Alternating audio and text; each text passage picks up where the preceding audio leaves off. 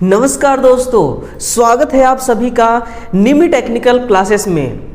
तो लौट आइए इस संघर्ष की दुनिया में। आज मैं आपके लिए लेकर आ चुका हूं जो हमारी डीसी मोटर का मैराथन क्लास चल रही है। इस मैराथन क्लास का सेकेंड पार्ट, कल के सेशन में जितना हमने क्वेश्चन सॉल्व किया था उससे भी ज़्यादा आज के इस मैराथन क्लास में हम सॉल्व करने वाले हैं। तो मेरा पूरा साथ देना, पूरे इस क्लास को ध्यानपूर्वक देखना, लगन के साथ देखना।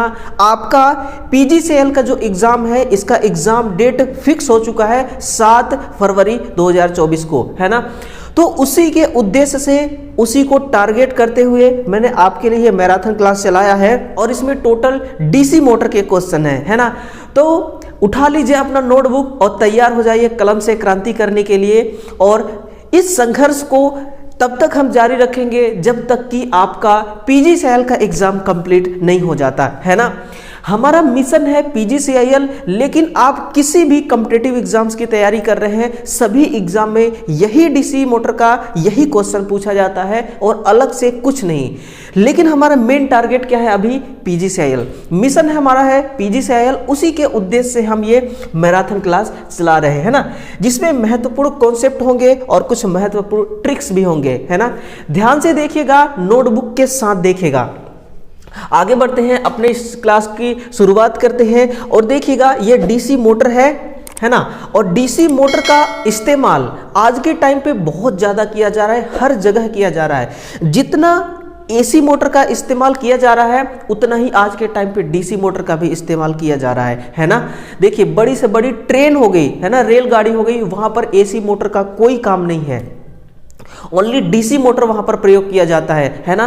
तो बड़े से बड़े उद्योग में, बड़े से बड़े स्थानों पर डीसी मोटर से हम डीसी मोटर से अपने काम को अंजाम देते हैं, ठीक है ना। तो ये रहा डीसी मोटर, इसमें टोटल क्वेश्चन हम सॉल्व करने वाले हैं आज, ठीक है। तो अपने सेशन को थोड़ा सा मैं आगे बढ़ाता हूं। तो आपके लिए एक मोटिवेशन भी लेकर के आया हूं। इस मोटिवेशन को ध्यान से सुनिए कि जीतूंगा मैं, यह खुद से वादा करो। जितना सोचते हो ना, कोशिश उससे भी ज्यादा करो। चाहे तकदीर भले रूठे पर हिम्मत ना टूटे, मजबूत इतना इरादा करो। यानी कि मजबूत आपका इतना इरादा, आपका इतना मजबूत होना चाहिए कि हिम्मत भले टूट जाए, है ना। तकदीर भले रूठ जाए लेकिन हिम्मत नहीं टूटना चाहिए मेरे भाई, है ना। हिम्मत से आता है कॉन्फिडेंस और कॉन्फिडेंस से जीती जाती है एग्जाम्स, ठीक है ना।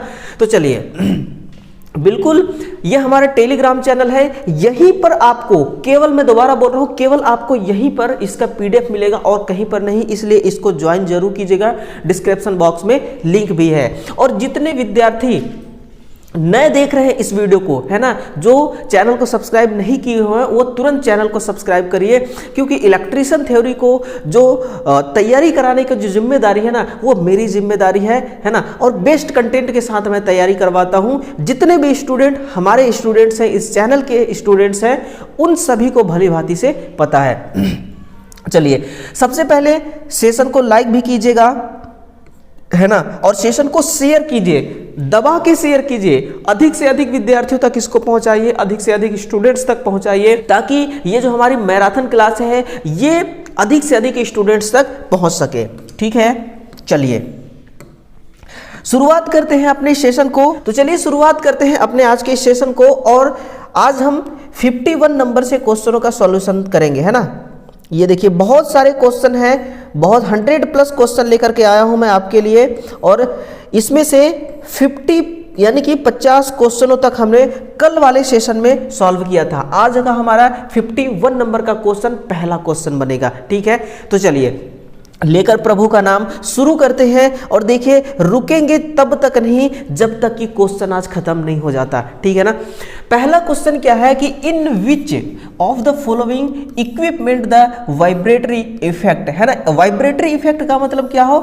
एडी करंट प्रभाव, है ना, of electric current is used.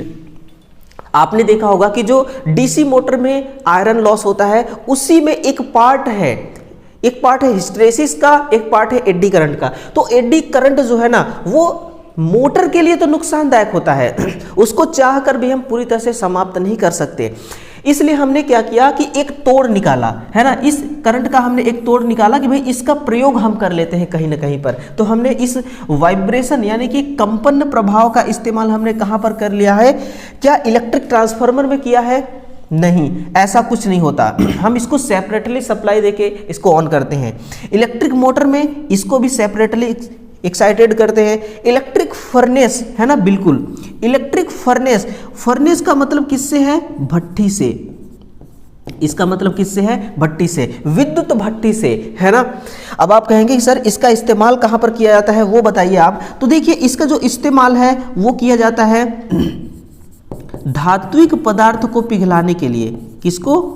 धात्विक पदार्थों को पिघलाने के लिए, है ना, पिघलाने हेतु इसका हम इस्तेमाल करते हैं इलेक्ट्रिक फर्नेस की।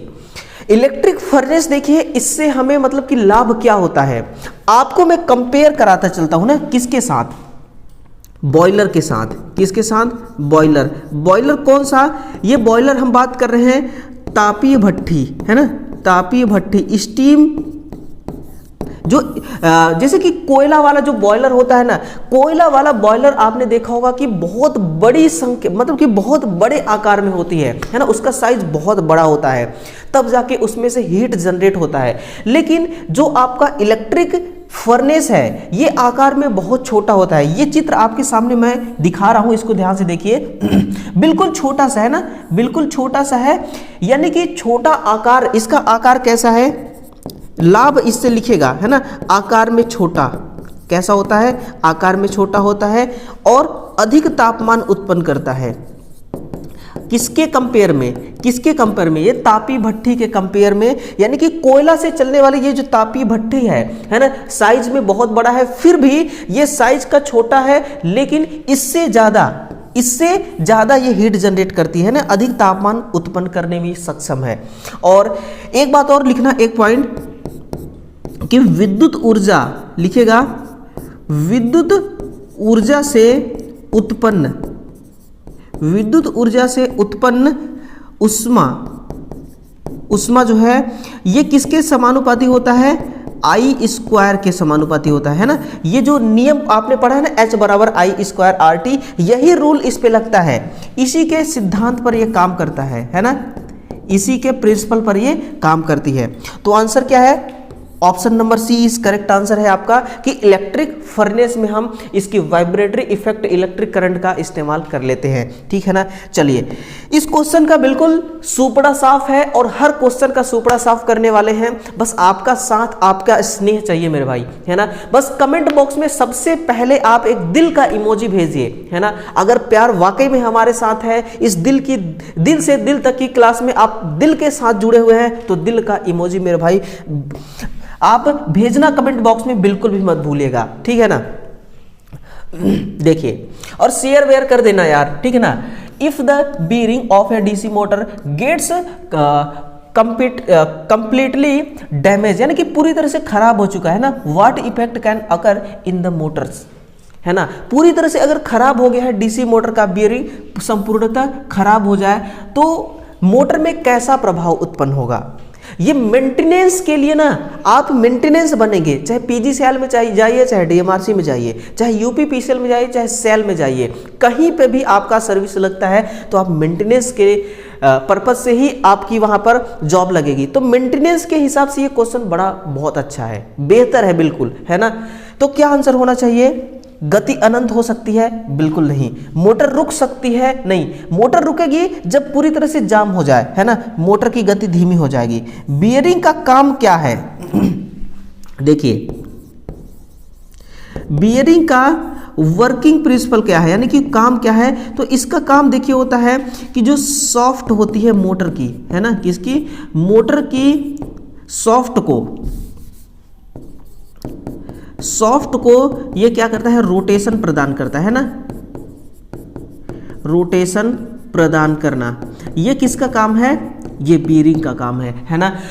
फिर आप कहेंगे कि सर जी एक काम करिए आप, ठीक ना, एक काम करिए कि हमें ये भी बताते चलिए कि भाई मोटर में, डीसी मोटर में किस प्रकार के बीयरिंग का इस्तेमाल करते हैं। तो लो जी सुनिए, इसका मतलब कि वो डीप ग्रूव, इसका नाम है ना, deep groove ball bearing.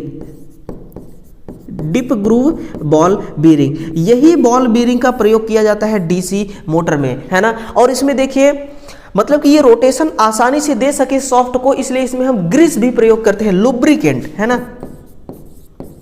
Lubricant. तो लुब्रिकेंट किस ग्रेड का होता है? तो लुब्रिकेंट इसमें सेकेंड ग्रेड का होता है। कौन से ग्रेड का? सेकेंड ग्रेड का इसमें लुब्रिकेंट होता है। ठीक है भाई, है ना, बिल्कुल ओके रिपोर्ट है। आगे बढ़ते हैं क्वेश्चन नंबर 53। क्या कह रहा है कि which is the braking system, है ना, in DC motor during then use of which energy can be conserved. यानी कि बड़ा मस्त सवाल आपके सामने आया है ना, बहुत ही बढ़िया सवाल आया है। यूं समझिए कि एक लिफ्ट है ना, उस लिफ्ट को आपको रोकना है तो आप कैसे ब्रेकिंग सिस्टम को अप्लाई करेंगे, पूरा प्रोसेस मैं बताने वाला हूं। मैं उनमें से नहीं हूं भाई साहब कि क्वेश्चन लेके आऊं और सही आंसर टिक लगाऊं और भाग जाऊं, आगे चला जाऊं, मैं उनमें से नहीं हूं, है ना। मैं बताऊंगा बड़ा खतरनाक आपको। डीसी मोटर में कौन सा ब्रेकिंग सिस्टम है जिसके प्रयोग के द्वारा एनर्जी को सेविंग की जाती है, एनर्जी को।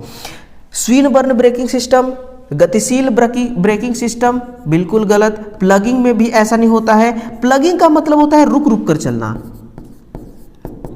इसका मतलब होता है रुक रुक कर चलना। और हम मोटर को टेस्टिंग करते हैं प्लगिंग सिस्टम से, है ना, मोटर को थोड़ा रुक रुक कर चलाते हैं, चेक करते हैं मोटर हमारी सही चल रही है या नहीं। आंसर की तरफ चलते हैं, रीजनरेटिव ब्रेकिंग सिस्टम, है ना। अब आपकी एक तमन्ना होगी कि सर मोटर को रोक के हमें दिखाइए तो मैं दिखा रहा हूं। देखिए आर्मेचर करंट बराबर क्या होती है? वोल्टेज माइनस बैक ईएमएफ बटा आर्मेचर का रेजिस्टेंस, है ना। अब आपको याद होगा बैक ईएमएफ किसके समानुपाती होती है? रोटर स्पीड के समानुपाती होती है ना। अब रोटर स्पीड सुनते जाइए, अगर हम रोटर के स्पीड को बढ़ाएंगे तो बैक ईएमएफ का मान बढ़ेगा। बैक ईएमएफ किसके समानुपाती है? डायरेक्ट देखिए आर्मेचर करंट के समानुपाती है ना। इसका मतलब कि बैक ईएमएफ का जो मान है ना मेरे भाई, वो सप्लाई वोल्टेज के हाफ होना चाहिए। अगर बैक ईएमएफ के मान को आप अपने आप बढ़ाएंगे, है ना, आप खुद से बढ़ाएंगे, जानबूझकर बढ़ाएंगे, तो आर्मेचर करंट किस में चली जाएगी? निगेटिव में। क्यों चली जाएगी? क्योंकि आर्मेचर का टॉर्क किसके समानुपाती है? फ्लक्स इनटू आर्मेचर के करंट, है ना। आर्मेचर करंट किसके कैसा हो गया? आर्मेचर करंट निगेटिव हो गई, है ना। और आर्मेचर करंट के निगेटिव होने से आर्मेचर का टॉर्क भी निगेटिव हो जाएगा, है ना। और आर्मेचर का टॉर्क क्या है? टॉर्क क्या है? ये एक घुमाव बल है, घुमाव बल, है ना। और ये घुमाव बल निगेटिव का मतलब क्या है? घुमाव बल उल्टा हो जाना, है ना। देखिए अगर आपका मोटर है, इस मोटर का शाफ्ट यहां पर है ना, ये घूमते हुए इस डायरेक्शन में ऐसे ऐसे अपना 360 डिग्री की यानी कि एक चक्र कंप्लीट करता है। तो एक चक्र कंप्लीट कर लिया यानी कि शुरुआत जहां से हुआ वहां पर 0 आरपीएम होगी। कितना? 0 आरपीएम। अब यहां पर क्या है कि घुमाव बल उल्टी दिशा में चल रही है, उल्टी दिशा में लगने लगी, तो घुमाव बल देखिए उल्टी दिशा में इधर से चलेगी, है ना, और कहां पर आ जाएगी? इस 0 आरपीएम पर आ जाएगी। और मोटर का सॉफ्ट जैसे ही 0 आरपीएम आएगा वैसे ही मोटर को तुरंत स्विच ऑफ कर देंगे। मोटर को क्या कर देंगे? सप्लाई से डिस्कनेक्ट कर देंगे और तुरंत ये ब्रेकिंग सिस्टम अप्लाई हो जाएगी, है ना। ये ब्रेकिंग सिस्टम तुरंत रुक जाएगी ठीक है ना। तो ऐसा आपको मैनुअली नहीं करना पड़ता है, ये सब ऑटोमेटिकली सिस्टम से होता है, क्योंकि ये ब्रेकिंग सिस्टम है, ऑटोमेटिकली होता है ना, ये बात होती है। तो इस प्रकार से मोटर को हम क्या करते हैं कि रोकते हैं, ठीक है ना। तो मोटर को रोक करके मैंने आपको दिखा दिया। अब मोटर तो मेरे पास नहीं है, बट मैं फॉर्मूला के हिसाब से मैंने रोक दिया और ऐसे ही रुकता है मोटर, है ना, ठीक है ना। चलिए ये बात जरूर ध्यान रखना आप कि भाई आपको पीडीएफ चाहिए ही चाहिए, इसलिए आपको टेलीग्राम को ज्वाइन जरूर करना होगा, है ना। और सब्सक्राइब कर लेना यार, इतने टाइम से आप वीडियो देख रहे हो लेकिन सब्सक्राइब नहीं कर रहे हैं ना। जितना ज़्यादा इस चैनल पर स्टूडेंट्स है ना, तो उसके हिसाब से देखिए व्यू बहुत कम आता है। क्यों कम आता है? क्योंकि जितने लोग एक्टिव है ना, जितने लोग देखते हैं ना, वो सब के सब ईमानदारी से नहीं देखते और ईमानदारी से ना तो शेयर करते हैं। ठीक है ना। क्वेश्चन तो देख लेते हैं, सॉल्यूशन भी आप देख लेते हैं, लेकिन शेयर नहीं करते। ये तो गलत बात है यार, ये क्या है, ये गलत बात है। हम आपके लिए देखिए इतना टॉप लेवल का बेस्ट मसाला, बेस्ट सॉल्यूशन दे रहे हैं, तो आप भी इसको शेयर किया करिए। ठीक, देखना क्वेश्चन नेक्स्ट है कि what is the approximate value of armature winding, है ना, resistance for a 5 kilowatt DC motor. 5 kilowatt का डीसी मोटर है ना, आर्मेचर वाइंडिंग का प्रतिरोध लगभग कितना होना चाहिए, मतलब कितना होता है। ये एक स्टैंडर्ड डाटा है, नोट करना। ऑप्शन नंबर बी, ये कैसी डाटा है, ये स्टैंडर्ड डाटा है ना। इस स्टैंडर्ड डाटा को आप स्टैंडर्ड तरीके से नोट कर लीजिए, ठीक है ना। चलिए बिल्कुल, आज हम आगे बढ़ते रहेंगे और तब तक आगे बढ़ेंगे जब तक कि हमारा आज का टारगेट कंप्लीट नहीं हो जाता, है ना। क्योंकि हम चला रहे हैं मैराथन क्लास, और मैराथन क्लास का मतलब यही होता है कि जिस टॉपिक का, जिस सेशन का, यानी कि जिस मतलब कि यूनिट का मैराथन चल गया ना, समझिए कि उसका टोटल इंफॉर्मेशन आपके नोटबुक तक पहुंच जाना चाहिए। और मैं वही करने आया हूं आपके सामने, है ना। स्पार्किंग यानी कि commutation is a change in electric current, है ना, electric current by an effect dot dot dot dot passing through in the armature to, यानी कि स्पार्किंग है ना, कम्यूटेशन जो है ये विद्युत प्रवाह में एक परिवर्तन है, बिल्कुल सही कह रहा है, जो कि आर्मेचर में किस पार्ट से गुजरने से उत्पन्न होता है, एक पोल से दूसरे पोल। जरा आप इस चित्र को गौर से देखिए, है ना। इसमें यहाँ पर एन पोल है, यहाँ पर एस पोल, साउथ पोल है, और यहाँ से आप देख पा रहे होंगे कि क्या स्टाइल से यहाँ से देखिए फ्लक्स यहाँ पे डाइवर्ट हो रही है ना। फ्लक्स कितना मस्त डाइवर्ट हो रही है ना। लेकिन इसमें देखिए क्या है कि ये वाला जो कंडक्टर है ना, इधर का एन पोल साइड का ये वाला कंडक्टर है, और एस पोल साइड का ये वाला जो कंडक्टर है, ये बिल्कुल कैसा है, ये यहाँ पर मतलब कि इस मैग्नेटिक फ्लक्स का कोई प्रभाव नहीं है, तो इस पर किसी भी प्रकार का ईएमएफ उत्पन्न नहीं होगा। इसीलिए जब भी डीसी मोटर में आर्मेचर रिएक्शन होता है, कौन सा रिएक्शन, आर्मेचर रिएक्शन, है ना। जब भी डीसी मोटर में आर्मेचर रिएक्शन होता है तो इससे नुकसान क्या होता है कि जो ईएमएफ का मान है वो कम हो जाता है। क्यों कम हो जाता है, क्योंकि भाई पूरा का पूरा मैग्नेटिक फ्लक्स, है ना, ये क्या है, ये है आपका मैग्नेटिक फ्लक्स, है ना, विद्युत चुंबक, ये क्या है, विद्युत चुंबकीय क्षेत्र है ना। ये विद्युत चुंबकीय क्षेत्र जो है ये कंडक्टर को कट कर ही नहीं रही है, बहुत कम कंडक्टर को कट कर रही है, और कम कंडक्टर इस को कट करेगी, कम कंडक्टर के साथ ये छेदन करेगी, तो ईएमएफ का मान भी कम हो जाएगा। इसलिए जब भी डीसी मोटर में ये केस आता है, ये इफेक्ट आता है, तो ईएमएफ कम हो जाती है। क्या होता है, ईएमएफ का मान बहुत कम हो जाती है। तो आंसर ये हो गया, है ना। चलिए, इस चित्र के माध्यम से बहुत अच्छी तरह से आपने समझा होगा। ये चित्र में, ये फिगर मैं इसीलिए आपको दिखा रहा हूं, है ना, ताकि आप चीजों को बिल्कुल दोस्तों महसूस करते हुए क्वेश्चनों का सॉल्यूशन दूंगा मैं, फीलिंग के साथ, है ना। फीलिंग के साथ भी जुड़े रहना आप। 56 है कि during which process is electricity generated. तो electricity generate statically, electricity generate किस क्रिया के दौरान उत्पन्न होती है, घर्षण के दौरान, है ना। अब देखिए घर्षण के दौरान कैसे उत्पन्न होती है। अगर देखिए ठंडी में ना, ठंडियों के सीजन में, यानी कि इस टाइम के सीजन में अगर 2-3 दिन आप नहीं नहाए और फिर कपड़े को आप उतारिए, है ना, फिर देखिए क्या होता है, वहां पर फ्रैक्शन होगा बॉडी और कपड़े के बीच में, फिर वहां पर इस घर्षण के द्वारा ये स्थिर विद्युत जनरेट होगी। लेकिन ये विद्युत किसी काम का नहीं है, आपको झटका नहीं देगी, डरिए मत, आपको झटका नहीं देगी। और दूसरी बात, अगर इस मौसम में अगर अपने हाथों की उंगलियों को अगर अपने बाल में फेरेंगे, है ना, तो हाथ की उंगली और इस बाल के बीच में फ्रैक्शन होगा, वहां पर भी स्थिर विद्युत उत्पन्न होती है। यही प्रोसेस कंघी के साथ होता है, कंघी और बाल में फ्रैक्शन होता है तो ऐसा होता है, लेकिन सिर्फ ठंडी के महीनों में, ये याद रखना, ठंडी के महीनों में। और इसका इस्तेमाल कहां पर करते हैं हम, केवल लेबोरेटरी में करते हैं, है ना। ठीक है, नेक्स्ट देखिए, इस क्वेश्चन का बिल्कुल ओके रिपोर्ट है। What is the use of dummy coil in a DC machine. DC machine में जो डम्मी कॉइल है इसका इस्तेमाल किस उद्देश्य से करते हैं आप, है ना भाई साहब। अगर डम्मी कॉइल नहीं है ना तो आपका आर्मेचर जो है ना डीसी मोटर का, ये बिल्कुल नागिन डांस करने लगेगा। क्या करेगा? नागिन डांस करेगा, है ना। फिर देखिए आंसर, घुर्डक की यांत्रिक संतुलन हेतु। घुर्डक क्या है इसमें? घुर्डक क्या है इसमें? घुर्डक का मतलब है आर्मेचर। घुर्डक का मतलब किससे है? आर्मेचर से, है ना। तो आंसर तो देखिए ऑप्शन नंबर ए होना है, ये तो फिक्स हो गया, है ना। बाकी के सब क्या हैं? गलत हैं। अब मैं आपको याद दिलाऊंगा कैसे डम्मी कॉइल कैसे होता है ना। मान लीजिए ये आपका क्या है? आर्मेचर है ना। ये क्या है? आर्मेचर है। अब इसमें हम कंडक्टर भी शो करके दिखाते हैं आपको, है ना। ये क्या है? कंडक्टर है, इस प्रकार से कंडक्टर है ना। अब इसमें देखिए आर्मेचर रिएक्शन हो गया है, आर्मेचर रिएक्शन प्रभाव उत्पन्न हो गया है ना। यहाँ पर ये इस प्रकार से एक पोल है N पोल और इधर है देखिए S पोल, है ना।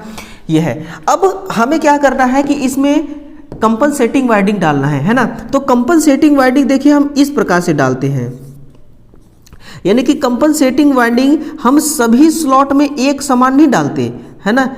कभी भी एक समान नहीं डालते, किसी स्लॉट में कम, किसी में कम, किसी में ज़्यादा, इस प्रकार से डालते हैं, ठीक है ना। तो मान लीजिए कि जिस तरफ स्लॉट में कंपनसेटिंग वाइंडिंग की संख्या कम रहेगी, टर्न्स की संख्या कम रहेगी, उस तरफ तो हल्का हो जाएगा आर्मेचर, और जिधर ज़्यादा रहेगी उधर आर्मेचर ज़्यादा वजन हो जाएगा। जिसके वजह से क्या होगा कि ये जब, क्योंकि ये हाई स्पीड से चलती है आपकी मोटर, है ना, और जब हाई स्पीड से चलेगी हो सकता है आर्मेचर भी टूट सकती है अनबैलेंस होकर के, है ना। बबलिंग करेगी, बबलिंग समझते हैं ना, बबलिंग वही है ना। बबली नहीं मेरे भाई, बबलिंग, है ना, ये बात है। तो इस प्रकार से क्या होता है, घुर्डक की यांत्रिक संतुलन यानी कि मैकेनिकल बैलेंस करने के लिए हम क्या प्रयोग करते हैं? डम्मी कॉइल प्रयोग करते हैं, है ना। ये है। तो आंसर क्या होगा? ऑप्शन नंबर ए इसका करेक्ट आंसर होगा, है ना। अब जो विद्यार्थी इंग्लिश की बात कर रहे थे कि सर हमें हिंदी समझ में नहीं आता, इंग्लिश में आप क्वेश्चन लाइए, तो उनके लिए देखिए हम इंग्लिश में, यानी कि आपका हर फरमाइश सुनना, आपका हर बात सुनना, हर बात मानना हमारा कर्तव्य है। हम अपने कर्तव्य से कभी पीछे नहीं हटेंगे, ठीक है ना। नेक्स्ट क्वेश्चन की ओर चलते हैं। देखिएगा अगला क्वेश्चन क्या कह रहा है आपसे कि विच ऑफ द फॉलोइंग, है ना, losses is now as stray losses, है ना। स्ट्रे लॉस कौन सा है? क्या वो वायु और घर्षण लॉस है, चुंबकीय और कॉपर, यांत्रिक और लौह, है ना। तो इसका क्या आंसर होगा? फुकोल्टो और एडी करंट धारा। कमेंट करिएगा, कमेंट करने से पीछे नहीं हटना है आपको, है ना। फुकोल्ट और एडी करंट धारा हानि क्या होगा? इसका आंसर देखिए मैं बता रहा हूं, यांत्रिक हानियां, है ना। यांत्रिक हानि अब कितने प्रकार की होती है? यांत्रिक हानि देखिए, एयर फ्रिक्शन हानि, एयर फ्रिक्शन हानि भी यांत्रिक हानि के अंतर्गत आती है। फिर आती है आपकी एयर फ्रिक्शन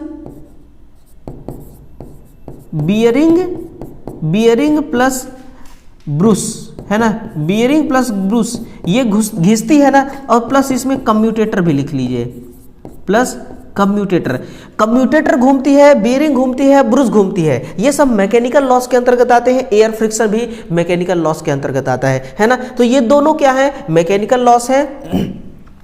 और आयरन लॉस कौन सा है? आयरन लॉस है एक हिस्टेरेसिस लॉस,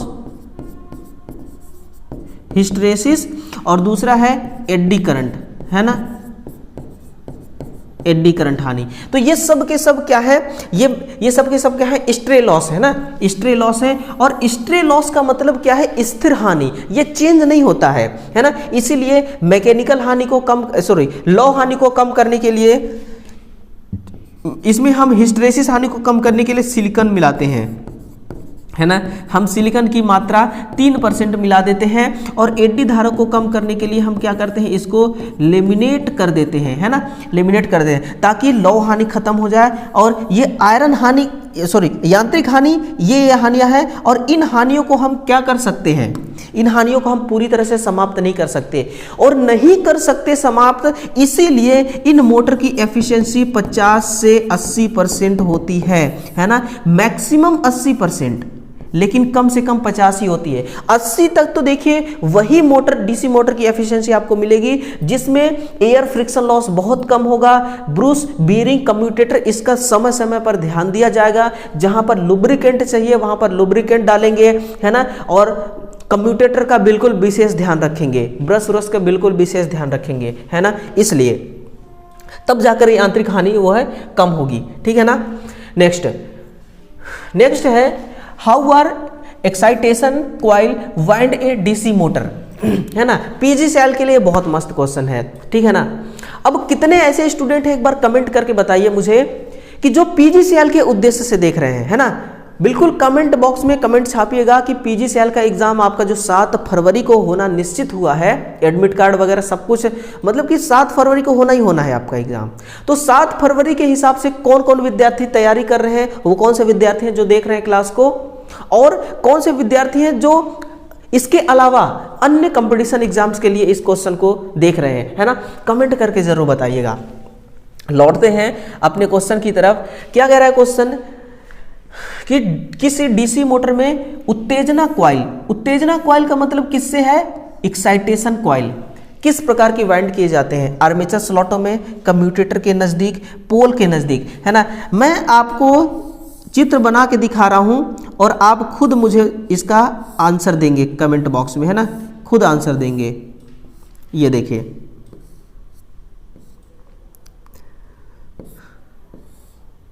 इस प्रकार से हम क्या किए हैं, वाइंडिंग कर रहे हैं ना। ये हमारी इधर की वाइंडिंग है और ये इस साइड की वाइंडिंग है, और ये वाइंडिंग जो लपेट रहा हूं मैं किस भाग पर, मोटर के किस भाग पर लपेट रहा हूं, ये आपको पता होना चाहिए।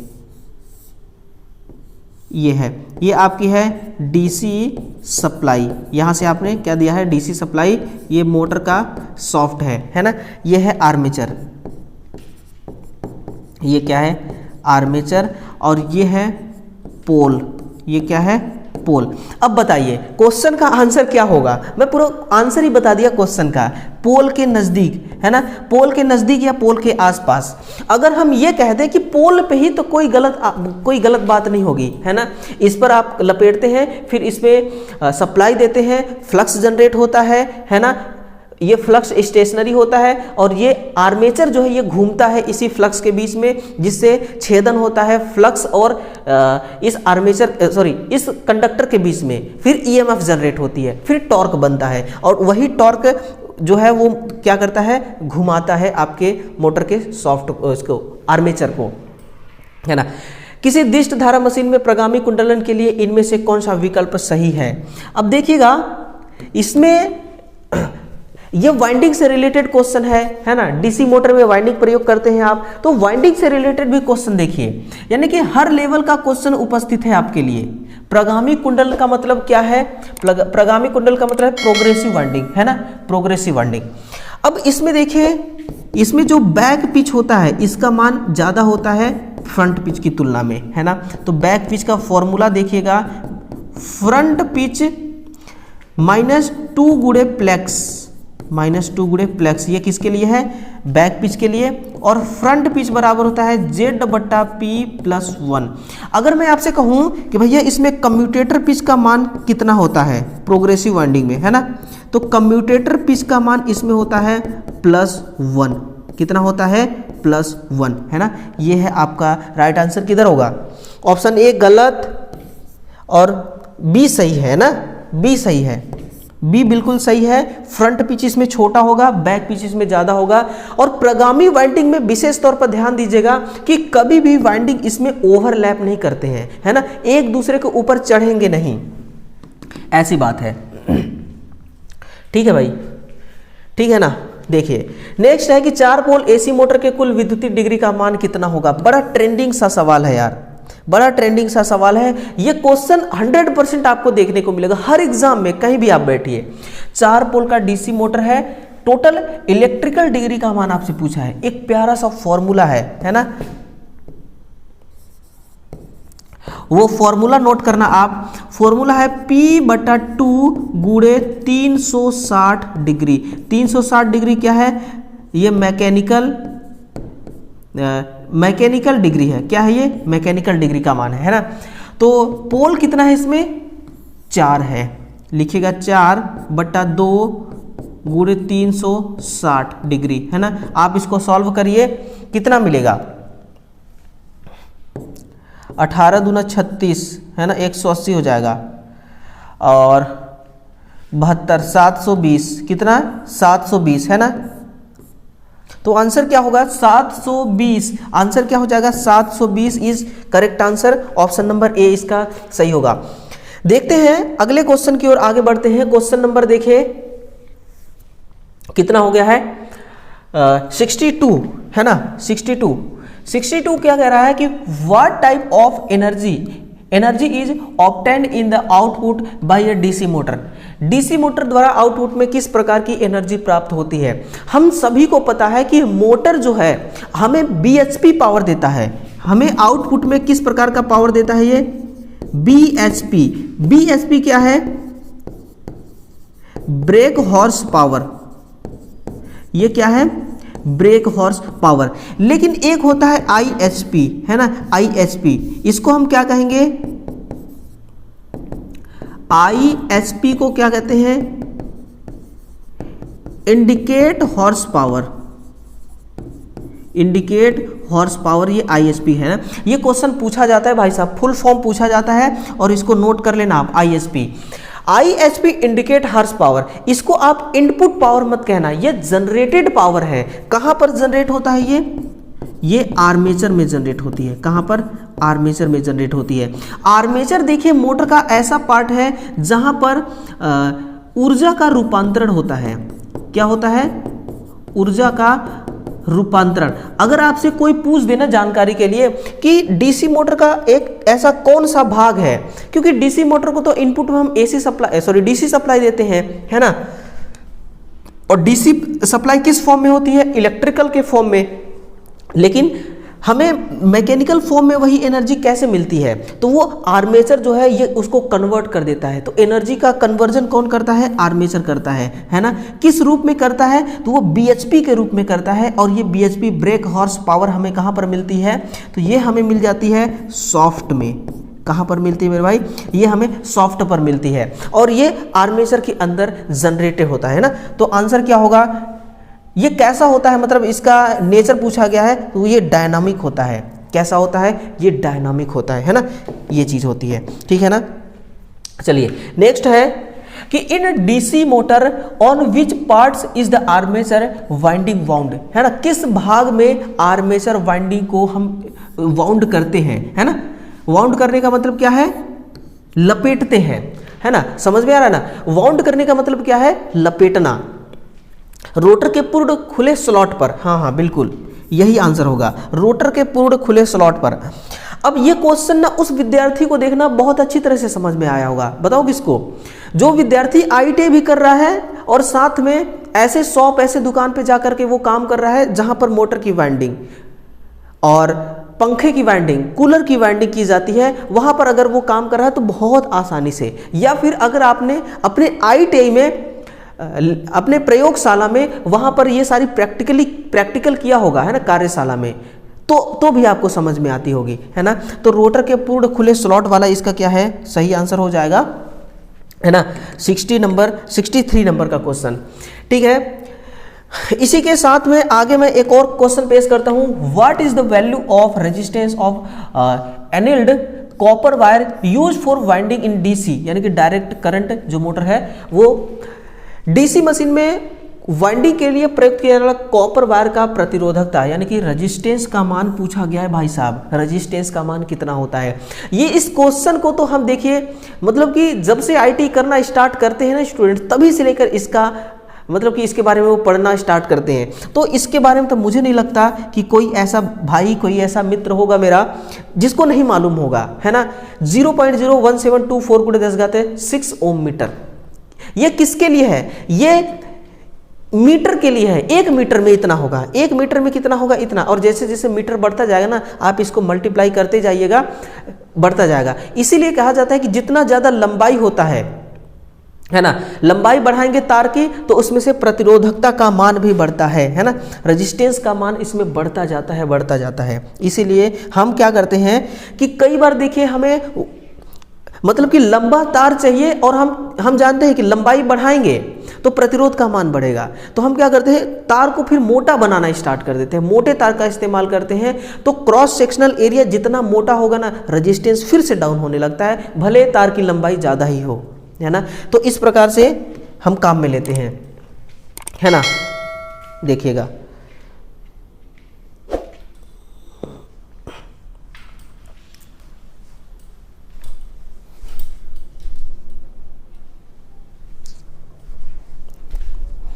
देखिए नेक्स्ट है, क्या है, नेक्स्ट है कि हाँ डीसी मशीन में वाइंडिंग को किस क्रोड के चारों तरफ लपेटकर फ्लक्स डेंसिटी का मान बढ़ाया जा सकता है ना। फ्लक्स डेंसिटी का मान बढ़ाना है, माइका क्रोड नहीं बढ़ा सकते, क्यों? क्योंकि ये इंसुलेटर है, पीवीसी ये भी इंसुलेटर है, लकड़ी ये तो इंसुलेटर ही है। आयरन क्रोड, बिल्कुल आयरन क्रोड की मदद से आप फ्लक्स डेंसिटी का मान बढ़ा सकते हैं, है ना। फ्लक्स डेंसिटी का मान क्या कर सकते हैं, आप बढ़ा सकते हैं। और मोटर में फ्लक्स डेंसिटी बहुत जरूरी है बढ़ाना। आर्मेचर क्रोड बनाने के लिए निम्नलिखित में से कौन सा पदार्थ प्रयुक्त है ना। Which of the following materials is use to make armature core. इसके लिए देखिए सिलिकॉन स्टील नहीं, माइल्ड स्टील नहीं, ढलवा लोहा। क्या ढलवा लोहा इस्तेमाल करते हैं। ढलवा लोहा में देखिए क्या है, इस ढलवा लोहा में इसमें क्या होता है कि इसमें कार्बन की मात्रा मिली होती है, इसमें सिलिकॉन की मात्रा भी मिली होती है, सॉरी स्टील की और लोहा भी मिला होता है ना, लोहा। तो इसमें देखिए 3 से 4% यानी कि 3% कार्बन, 4% स्टील और 93% लोहा होता है ना, मिलाकर के 100%। यानी कि ढलवा लोहा जो है ना, ये एक प्रकार से इसको हम क्या कह सकते हैं, कच्चा लोहा, है ना। इसमें एलॉय है किसका, कार्बन, स्टील और मिश्रण, इसका लोहा का मिश्रण है, मिला करके हम क्या बनाते हैं, ढलवा लोहा। और ढलवा लोहा से हम छोटी मशीनों की बॉडी भी बनाते हैं, है ना। जैसे कि पहले वाले सेशन में हमने देखा था, पहले वाले सेशन में हमने यही देखा है कि पूरे पार्ट के बारे में पढ़ा है डीसी मोटर का, है ना। जितने क्वेश्चन बन सकते हैं डीसी मोटर के पार्ट से रिलेटेड, सारे क्वेश्चन का फंक्शन क्या है, सारे पार्ट का फंक्शन क्या है और फिर उनका कार्य क्या है ना, किस मटेरियल के बनाए जाते हैं, मैन्युफैक्चर किए जाते हैं, वो सब चीज़ें हमने देखा है। चलिए ठीक है भाई साहब, ये हम इंटरवल तक पहुंच चुके हैं, है ना। हमारे डीसी मशीन का इंटरवल इस मैराथन क्लास का, यानी कि कल वाले क्लास को मिला करके और आज वाले क्लास को मिला करके क्वेश्चनों के बीच में इंटरवल आ चुका है। अब देखिए इसके आगे देखते हैं कौन सा क्वेश्चन है, ये रही क्वेश्चन। नेक्स्ट है कि which type of brushes are use in DC machines for of potential and high current. High current low potential के लिए किस डीसी मतलब कि डीसी मोटर में किस ब्रूश का इस्तेमाल करते हैं। क्या बोल रहा है, लो वोल्टेज हाई करंट, है ना। तो इसमें देखिए लो वोल्टेज हाई करंट, बिल्कुल कॉपर। हाई करंट किस लिए होगा, क्योंकि इसमें रजिस्टिविटी का मान आपने देखा ना 0.017 है ना, गुणे 10⁻⁶ ओम मीटर। तो इतना कम प्रतिरोध है, इसलिए इसमें करंट क्या होगा, अधिक होगा, है ना। और लो वोल्टेज का मतलब क्या है, ब्रूश अगर हम कॉपर से बनाते हैं ना तो इसमें वोल्टेज ड्रॉप बहुत कम होता है। कॉपर में वोल्टेज ड्रॉप का मान बहुत कम होता है, 0.25 से लेकर के 0.35 वोल्ट तक ही इसमें वोल्टेज ड्रॉप होती है। लेकिन अगर कार्बन की यही ब्रूश बनी होती है तो सीधे 1 वोल्ट ड्रॉप हो जाती, कितना, 1 वोल्ट इसमें क्या हो जाता है, ड्रॉप हो जाता है ना। यानी कि डीसी मोटर का आर्मेचर मान लीजिए अगर 500 वोल्ट जनरेट कर रहा है ना, तो कम्यूटेटर में आते आते भाई थोड़ा बहुत तो हीट और वाइंडिंग का प्रतिरोध के कारण ड्रॉप हो ही जाएगा करंट, है ना। तो उसमें से मान लीजिए 1 वोल्ट ड्रॉप हो गया तो बचा कितना, 499। अब यहाँ पर ब्रूश भी है, ब्रूश से हम आउटपुट लेंगे। अगर ब्रूश कार्बन का होगा तो 1 वोल्ट ये भी ड्रॉप कराएगा, यानी कि 498 ही वोल्ट आपको, वोल्ट या करंट जो भी ले लीजिए वो मिलेगा आपको आउटपुट में। वहीं पर कार्बन की जगह पर अगर हम कॉपर का लगाएंगे तो देखिए 1 वोल्ट ड्रॉप नहीं होगा, पॉइंट में ड्रॉप होगा, है ना। हम चाहते हैं कि मैक्सिमम से मैक्सिमम दक्षता पर आपका मशीन काम करना चाहिए और मैक्सिमम आउटपुट देना चाहिए। और मैक्सिमम आउटपुट के लिए भाई साहब हम इन चीज़ों का विशेष तौर पर ध्यान रखते हैं, है ना। इन चीज़ों का हम क्या करते हैं, विशेष तौर पर ध्यान रखते हैं। लेकिन ग्रेफाइट का भी देखिए ब्रूश होता है, कॉपर का भी ब्रूस होता है, कार्बन का भी ब्रूस होता है, लेकिन ब्रॉस का ब्रूस नहीं होता है ना, इसका ब्रूस जो है वो नहीं होता है। आगे देखिएगा नेक्स्ट क्वेश्चन क्या है कि when is the full pitch coil in a DC motor called, किसी डीसी मोटर में पूर्ण पिच क्वाइल कब कहलाती है, ये कब कहलाती है, जब पोल पिच और क्वाइल पिच बिल्कुल एक समान हो। लेकिन अगर क्वाइल पिच बड़ी है, छोटी है, पोल पिच बड़ी है, तो फिर हम इसको क्या नाम देते हैं, शॉर्ट पिच्ड वाइंडिंग। क्या कहते हैं, शॉर्ट पिच्ड वाइंडिंग। और इसका प्रयोग किया जाता है एसी मोटर में, इंडक्शन मोटर में। किस उद्देश्य से किया जाता है, हार्मोनिक्स खत्म करने के लिए। किसके लिए, हार्मोनिक्स को समाप्त करने के लिए हम इसको इस्तेमाल कर लेते हैं ना, डीसी मोटर में इसको नहीं लगाया जाता है। तो आंसर आपके सामने है, पोल पिच और कॉइल पिच अगर दोनों बराबर हैं तो इसी को हम कहते हैं पूर्ण पिच वाइंडिंग, है ना। नेक्स्ट देखिए, in which type of DC machines is it necessary to have residual magnet, है ना, रेजिडुअल मैग्नेट यानी कि अवशिष्ट चुंबकत्व का होना अति आवश्यक है। किस प्रकार के डीसी मोटर में, परमानेंट डीसी मशीन, हाँ डीसी मशीन में तो मोटर भी आती है, जनरेटर भी आती है, परमानेंट मैग्नेट जनरेटर होगा, है ना। याद करिए, आप बाइक बहुत चलाते हैं, मैंने देखा है आपको, है ना, बाइक आप बहुत चलाते हैं, उसमें किस प्रकार का जनरेटर होता है, जिसको हम कहते हैं डायनामो, डायनामो कहते हैं, है ना। ये परमानेंट मैग्नेट जनरेटर ही होता है। कौन सा जनरेटर होता है, परमानेंट मैग्नेट जनरेटर। आप देखते हैं कि बाइक चलाते समय जब आप बाइक के एक्सीलेटर को जितना ज़्यादा आप दबाते हैं उतना ही ज़्यादा तेज भागती है। क्यों, क्योंकि इसके अंदर डायनामो लगा है और ये डायनामो हाई वोल्टेज जनरेट करेगा जितना ज़्यादा एक्सीलेटर लेंगे आप, है ना। तो जितना ज़्यादा वोल्टेज मिलेगा उतना ही ज़्यादा इंजन फास्ट चलेगी, है ना, इंजन काम करेगी। तो इस प्रकार से इसका टोटल वर्किंग प्रिंसिपल होता है परमानेंट मैग्नेट जनरेटर, है ना। इसका इस्तेमाल आप कहां पर करते हैं, कार में या फिर मोटरसाइकिल में, है ना, मोटरसाइकिल में भी इसका इस्तेमाल किया जाता है। तो फाइनली आंसर देखिए ऑप्शन नंबर ए है कि परमानेंट मैग्नेट जनरेटर, अवशिष्ट चुंबकत्व का होना इसमें बहुत ज़्यादा जरूरी है। और 2 से 3% इसमें जरूर होता है अवशिष्ट चुंबकत्व, है ना। ये डीसी मशीन की दक्षता, कर्व की प्रकृति कैसी होती है, पहले घटता है फिर बढ़ता है, गलत। पहले बढ़ता है फिर घटता है, गलत ना, नहीं, सही होगा। पहले बढ़ता है, पहले क्या होगा, पहले पीक तक जाएगा, जितना एफिशिएंसी होगा ना टॉप एफिशिएंसी पर जाएगी, उसके बाद फिर डाउन होने लगती है। जैसे पावर फैक्टर एसी मशीन का, है ना, कितना भी इंडक्टिव लोड कनेक्ट कर दीजिए लेकिन पावर फैक्टर इकाई तक पहुंच जाएगी शुरू में, फिर वो डाउन होते होते स्टेबल होते होते वो एक अपने लेवल पर स्टेबल होगा, है ना, लोड के अकॉर्डिंग वो स्टेबल होगी। उसी प्रकार से इसका भी होता है ना, पहले बढ़ता है फिर क्या होता है, इसके बाद ही घटता है। नेक्स्ट देखिए 71 है कि what is the shape of the field coil in a DC series machine, है ना। फील्ड कॉइल का आकार कैसा होता है, मोटे तार अधिक टर्न होगा या पतले तार निम्न टर्न, है डीसी श्रेणी मोटर में। तो देखिए डीसी श्रेणी मोटर का मैं आपको यहाँ पर थोड़ा सा बना के दिखा देता हूँ डायग्राम। देखिएगा ये ब्रूस है ना, ये क्या है, ये ब्रूस है। यहाँ पर आपको देखने को मिलेगा इस प्रकार से, ये देखिए, ये रही, कुछ ज़्यादा ही मोटा हो गया नहीं, हाँ ये देखिए इस प्रकार से यहाँ पर पॉजिटिव रहेगा, पॉजिटिव सप्लाई, यहाँ पर निगेटिव सप्लाई, है ना। डीसी में पॉजिटिव और निगेटिव चलता है ना, इस प्रकार से। अगर ये तार मोटी है तो इसका रेजिस्टेंस कैसा होगा, है ना, ये भी सवाल आती है। प्रतिरोध इसका कैसा होगा, निम्न।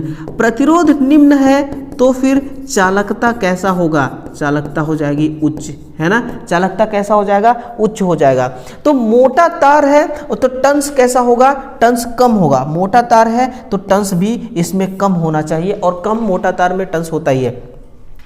मोटे तार का इस्तेमाल किस लिए करते हैं, सवाल ये खड़ा होती है। तो देखिए लोड करंट, है ना, लोड करंट अधिक वहन कर सके, लोड करंट अधिक वहन कर सके ये वाइंडिंग, है ना, क्योंकि लोड करंट इसी के माध्यम से चलती है, इसीलिए हम क्या करते हैं, मोटे तार का बनाते हैं। और मोटे तार का देखिए चालकता भी ज़्यादा होती है ना। मैंने कुछ सवाल पहले, 2-4 सवाल पहले मैंने आपको इसके बारे में डिटेल से बताया भी, है ना, आपने ध्यान से सुना होगा। फिर है what is the wave form of MMF generated in the armature winding of DC motor.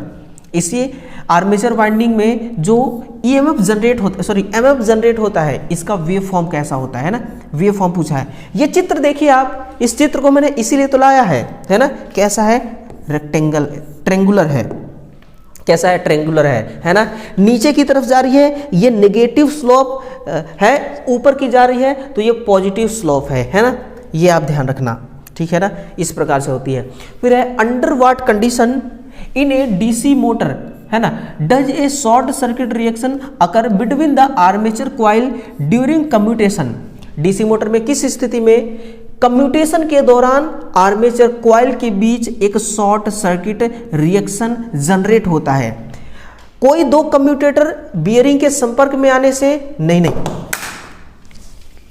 Sorry, कोई दो कम्यूटेटर ब्रुश के संपर्क में आने से, बिल्कुल, है ना, बिल्कुल, कोई दो कम्यूटेटर ब्रुश के संपर्क में आने से, बिल्कुल सही बात कह रहा है। मैं आपको थोड़ा सा दिखाने की कोशिश भी करूंगा। यहाँ पर देखिए, ये कम्यूटेटर का सेगमेंट है, ये कम्यूटेटर का सेगमेंट है, और इधर से देखिए आर्मेचर की वाइंडिंग आ रही है इस प्रकार से, और यहाँ से बाहर निकल गई, है ना। इसमें क्या है कि जब ये मोटर घूमती है, कम्यूटेटर घूमता है, तो घूमता घूमता एक ऐसा सिचुएशन आता है कि दो कम्यूटेटर सेगमेंट के बीच में ये ब्रुश आ जाती है ना। उस समय कम्यूटेटर का सेगमेंट शॉर्ट हो जाती है और ये वाइंडिंग भी शॉर्ट हो जाती है। उसी समय ये रिएक्शन जो है, ये प्रतिक्रिया जो है, ये उत्पन्न होती है, और इसके दरमियान क्या होता है, कम्यूटेशन होता है। कम्यूटेशन बोले तो स्पार्किंग होती है ना। तो इस चित्र को आप देखिएगा, आर्मेचर की कॉइल है, कम्यूटेटर सेगमेंट है, ये ब्रश है ना। पूरी चीज, एक एक छोटी से छोटी चीज मैं आपको बता रहा हूं। जो चीज आपको पैसों से मिलता है ना, बैच खरीदते हैं आप लोग ना, तो बैच भूल जाएंगे अब इसके लिए, है ना। बस आप मेरे साथ जुड़ जाइए, बैच भूल जाएंगे आप, है ना। फ्री में सब कुछ मिलने वाला है, बिल्कुल मक्खन की तरह चीजें दूंगा, बस आप मेरे साथ में बने रहना, है ना। फिर अगला है कि इफ ए कंडक्टर्स यानी कि wire cuts wave of flux in 2 second, है ना, 2 सेकेंड में फ्लक्स का ये कंडक्टर फ्लक्स को कट करता है, and it has 50 turns, then what will be the EMF generate in the conductors, है ना। आपको ईएमएफ कितना होगा ये बताना है। इसके लिए फॉर्मूला भी है, ईएमएफ बराबर होता है L गुणे d∅/dt, है ना। बड़ा सिंपल सा फॉर्मूला है। तो ईएमएफ बराबर L का मान देखिए 50 दे रखा है, 50 ही है ना, हाँ, टन्स 50 है, और 2 सेकेंड है, और टाइम भी यहाँ पर कितना है, 2 ही है। तो देखिए 2 से 2 तो कट जाएगा ना, बचा क्या, ईएमएफ बराबर, बहुत आसान क्वेश्चन है यार, 50 वोल्ट, कितना हो जाएगा, 50 volt. Option number C, 50 volt is correct answer. बहुत आसान सा सवाल है ना। बस क्वेश्चन थोड़ा सा लंबा चौड़ा है और कुछ नहीं। फॉर्मूला ना हर न्यूमेरिकल क्वेश्चन का सबसे बड़ी कमजोरी है, उसका निगेटिव पॉइंट है ना। फिर अगला देखिए कि सेल्फ एक्साइटेड डीसी मोटर में फील्ड वाइंडिंग किसके माध्यम से एक्साइट किया जाता है, आर्मेचर के द्वारा। हाँ, आर्मेचर के द्वारा ही, क्योंकि फील्ड वाइंडिंग को आर्मेचर के द्वारा ही एक्साइट करते हैं, है ना। कैसे करते हैं, आर्मेचर के द्वारा, लेंज के नियम द्वारा, है ना, सॉरी, ये फैराडे के नियम द्वारा। ओपन कॉइल वाइंडिंग का प्रयोग कहाँ किया जाता है, एसी मोटर में, डीसी मोटर में। तो इसको हम एसी मोटर में ही करते हैं, एसी मोटर में। कहाँ पर करते हैं, एसी मोटर में। आपने देखा होगा कि जो सीलिंग फैन होता है, उस सीलिंग फैन में आपने देखा होगा कि स्टार्टिंग और रनिंग के लिए अलग अलग स्लॉट बने होते हैं, है ना। तो एक होता है कि पूरी तरह से बंद होती है, और एक होता है कि आधा उसका मुंह खुला हुआ होता है, आधा बंद होता है ना। तो ये है आंसर की तरफ से रहे तो आंसर ऑप्शन नंबर ए सही होगा, एसी मोटर वाली, है ना। नेक्स्ट है in resistance commutation copper brushes are carbon brush comparatively replace by, यानी कि पहले कॉपर का ब्रुश था, अब हमने कार्बन के ब्रुश द्वारा उसको रिप्लेस कर दिया। क्यों रिप्लेस किया, क्योंकि हमें कम्यूटेशन हमें कम करना है ना। तो कॉपर ब्रुश में प्रतिरोध का मान कितना होता है, कम होता है, निम्न, है ना। निम्न वाला देखिए ये भी है, ये भी है, और कार्बन ब्रुश का प्रतिरोध अधिक होता है ना। तो अधिक इसमें है, निम्न और अधिक ये है। तो ऑप्शन नंबर देखिए इसका बी सही होगा, सॉरी सी सही होगा, है ना। कॉपर ब्रुश कम। अब देखिए मैं आपको याद दिला रहा हूं, डीसी मोटर का ये है आर्मेचर, है ना। और जब डीसी मोटर आपकी स्टार्टिंग में खड़ी होती है, एक सेकेंड, ये है इसका आर्मेचर। और डीसी मोटर जब आर्मेचर में खड़ी होती, स्टार्टिंग में खड़ी होती है, तो GNA है ना और MNA दोनों के दोनों क्या होते हैं, एक ही एक्सिस पर होते हैं। लेकिन जैसे ही इसमें आर्मेचर रिएक्शन होता है तो इसके कारण, इस रिएक्शन के कारण जो GNA है GNA जो है ये यहाँ पर आ जाती है, जिससे ब्रुश भी इसी के साथ में यहाँ पर आती है ना। तो फिर ब्रुश से हम क्या लेते हैं, आउटपुट। हम ब्रुश से क्या लेते हैं, आउटपुट, है ना। करंट स्पार्किंग करके ब्रुश तक आती है, जिससे स्पार्किंग होती है ना। इसके बीच 2θ डिग्री का इसमें एंगल हो जाता है ना। इसी को कम करने के लिए हम क्या करते हैं, कार्बन ब्रुश का प्रयोग करते हैं, जिसमें प्रतिरोध अधिक होता है। ऐसा दोस्तों छोटी डीसी मोटर में किया जाता है, बड़ी डीसी मोटर में इंटरपोल इस्तेमाल करते हैं कम्यूटेशन को कम करने के लिए, है ना। समझ में आ रहा है ना। तो कम्यूटेशन को कम कैसे करते हैं, इंटरपोल। और ये नई टेक्नोलॉजी है, पहले ऐसा नहीं किया जाता था, ठीक है। चलिए ओके, रिपोर्ट है 77 नंबर। फिर 4 what purpose is animated copper wire used, है ना, सॉरी एनिमेल्ड, यहाँ पर इंग्लिश में थोड़ा सा मिस्टेक है, एनिमेल्ड कॉपर वायर होगा। तो विद्युत जनरेटर वाइंडिंग के लिए, हाँ, विद्युत मोटर वाइंडिंग के लिए बिल्कुल, पंखा की वाइंडिंग के लिए बिल्कुल। तो ऑप्शन नंबर डी सही है। क्या सही है, ऑप्शन नंबर इसका डी सही है कि उपरोक्त सभी हर जगह देखिए किया जाता है, चाहे वो एसी का मोटर हो, एसी का जनरेटर हो, है ना, डीसी का जनरेटर हो, हर जगह हम एनेल्ड कॉपर वायर का ही इस्तेमाल करते हैं। थोड़ी सी महंगी जरूर मिलती है ना, ये बात है।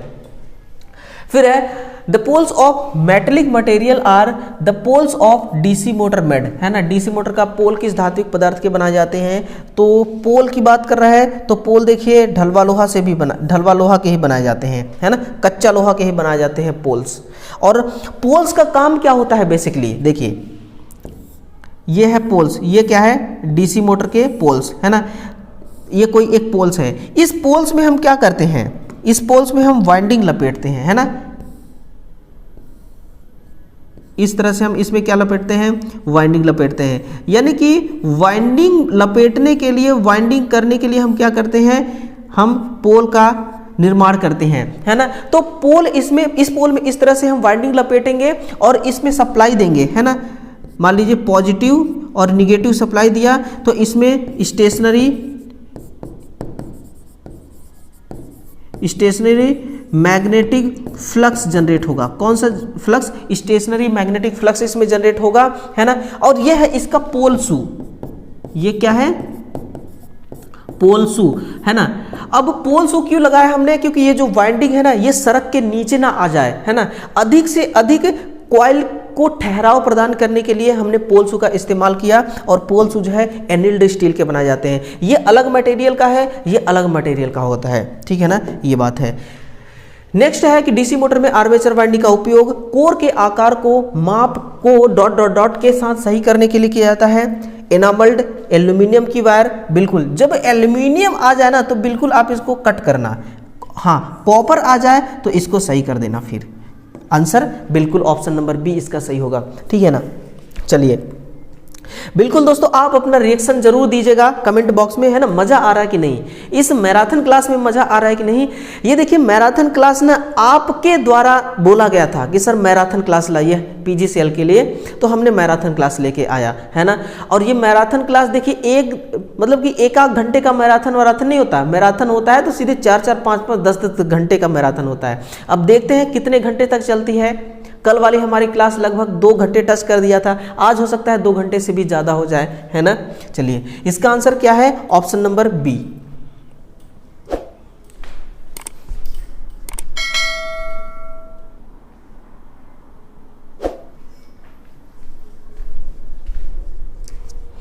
आगे चले, है ना। नेक्स्ट देखिएगा, नेक्स्ट क्वेश्चन क्या करा कि in a DC machine which of the following options is correct with respect to retrograde winding, है ना। रिट्रोग्रेटिव वाइंडिंग यानी कि प्रतिगामी वाइंडिंग, प्रतिगामी वाइंडिंग में जस्ट उसका उल्टा होता है, प्रगामी वाइंडिंग क्या है ना, इसमें जो बैक पिच होता है इसमें छोटा होता है और इसमें जो फ्रंट पिच होता है इसमें बड़ा होता है।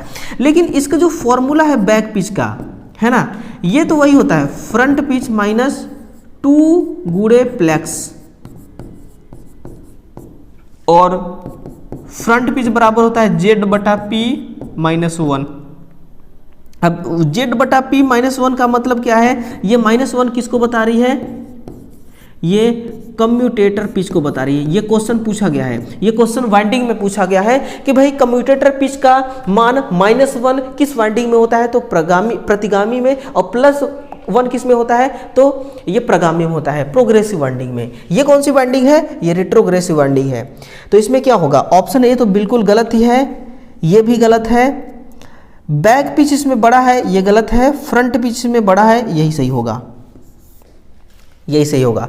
और इसमें वाइंडिंग एक दूसरे को ओवरलैप करते हैं, एक दूसरे के ऊपर चढ़ करके जाते हैं, है ना, ये बात है। आगे बढ़िए, क्षेत्र वाइंडिंग हेतु किस वायर का प्रयोग किया जाता है, तो टिन नहीं, एनामेल्ड तांबे की तार का प्रयोग करते हैं। यानी कि देखिए आंसर एक ही है लेकिन क्वेश्चन अलग अलग फॉर्मेट में आ रहे हैं ना। इंटरपोल कॉइल का संयोजन किसी डीसी मोटर में कैसे की जाती है, कॉइल के साथ श्रेणी में, आर्मेचर कॉइल के साथ श्रेणी में, आर्मेचर कॉइल के साथ समांतर में, तो श्रेणी में किए जाते हैं, है ना। ये कैसे किए जाते हैं, बिल्कुल सीरीज में इसके लगाए जाते हैं, है ना। आर्मेचर वाइंडिंग के सीरीज में इसको हम कनेक्ट करते हैं, तो आंसर ये होगा। और इसमें धारा की बात जब बोले ना, तो इसमें करंट जो है ना, करंट तो एक समान होता है क्योंकि टर्न्स एक समान होता है, लेकिन इनका फ्लो होने का डायरेक्शन, करंट का डायरेक्शन, इंटरपोल करंट का डायरेक्शन अलग होगा और आर्मेचर वाइंडिंग में जो करंट चल रही है उसका डायरेक्शन अलग होगा, है ना। ये पूछिए, ये पूछता है, हो सकता है तो क्वेश्चन भी आ जाएगा, वैद्युतिक डीसी मशीन में फ्लक्स रिसाव गुणांक किसके बीच बदलता है। बड़ा शानदार सा सवाल है ना, एक नया क्वेश्चन है ना। पूरे ईमानदारी से बताइए, आप जहां पढ़े हैं, जहां भी आप पहले पढ़ा करते थे, क्या वहां पर ये क्वेश्चन का सोल्यूशन मिला है आपको, है ना। अगर नहीं मिला है तो जरूर कमेंट करके बताइएगा, ठीक है ना। आंसर होगा ऑप्शन नंबर डी, 1.1 से 1.25 तक चेंज होता है। अब इसका पूरा पोस्टमार्टम करते हैं इत्मीनान के साथ। देखिए ये क्या है, आर्मेचर है ना, ये क्या है, आर्मेचर है, यानी कि स्टेटर और रोटर के बीच में देखिए आप, तो ज़्यादा चीज़ें आपको समझ में आएगी। ये है स्टेटर, ये है रोटर, है ना।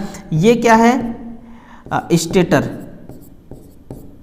और ये है रोटर, ये है रोटर, है ना,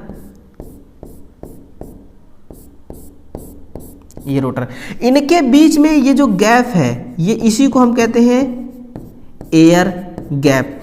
एयर गैप का मान कितना होना चाहिए, जब भी आप एयर गैप को पढ़ते हैं ना, तो यहाँ पर दो बातें आती हैं। एक छोटी डीसी मोटर के लिए इसमें होता है 0.508 mm, है ना। और जब बात बड़ी मोटर के लिए करें ना, तो भी आप लिखेगा इसमें होता है 1 से 1.5 mm।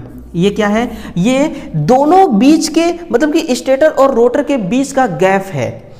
लेकिन ये जो गैप है ना, अगर मैं कह दूं कि भैया 1 से 1.5 mm है, तो मेरा बात आप क्यों मानेंगे, है ना। इसके लिए एक उपकरण बनाया गया है मेजरमेंट करने के लिए, तो इसका नाम है आपका, नाम है इसका plastic filler gauge. Plastic filler gauge के द्वारा हम क्या करते हैं, एयर गैप का मेजरमेंट करते हैं कि एक्चुअल में एयर गैप इतना है भी कि नहीं। एयर गैप का मान अगर अधिक होगा तो क्या हो जाएगा, रिलक्टेंस, है ना, प्रतिष्ठंभ का मान क्या हो जाएगी, ज़्यादा हो जाएगी, और इसमें से लीकेज बढ़ जाएगा, है ना। इसमें क्या बढ़ जाएगा, लीकेज, फ्लक्स लीकेज बहुत ज़्यादा हो जाएगी, है ना। फ्लक्स का जो लीकेज होगा वो बहुत ज़्यादा हो जाएगा, ठीक है ना। इसीलिए हम क्या करते हैं कि जो पोल में पोल शू लगाते हैं ना, इसी लीकेज को कम करने के लिए, ताकि फ्लक्स का लीकेज कम से कम हो, है ना, और एक समान रूप से डिस्ट्रीब्यूट हो सके जो फ्लक्स जनरेट हुआ है, कहाँ पर, पोल पर, वो आर्मेचर में आ सके, है ना।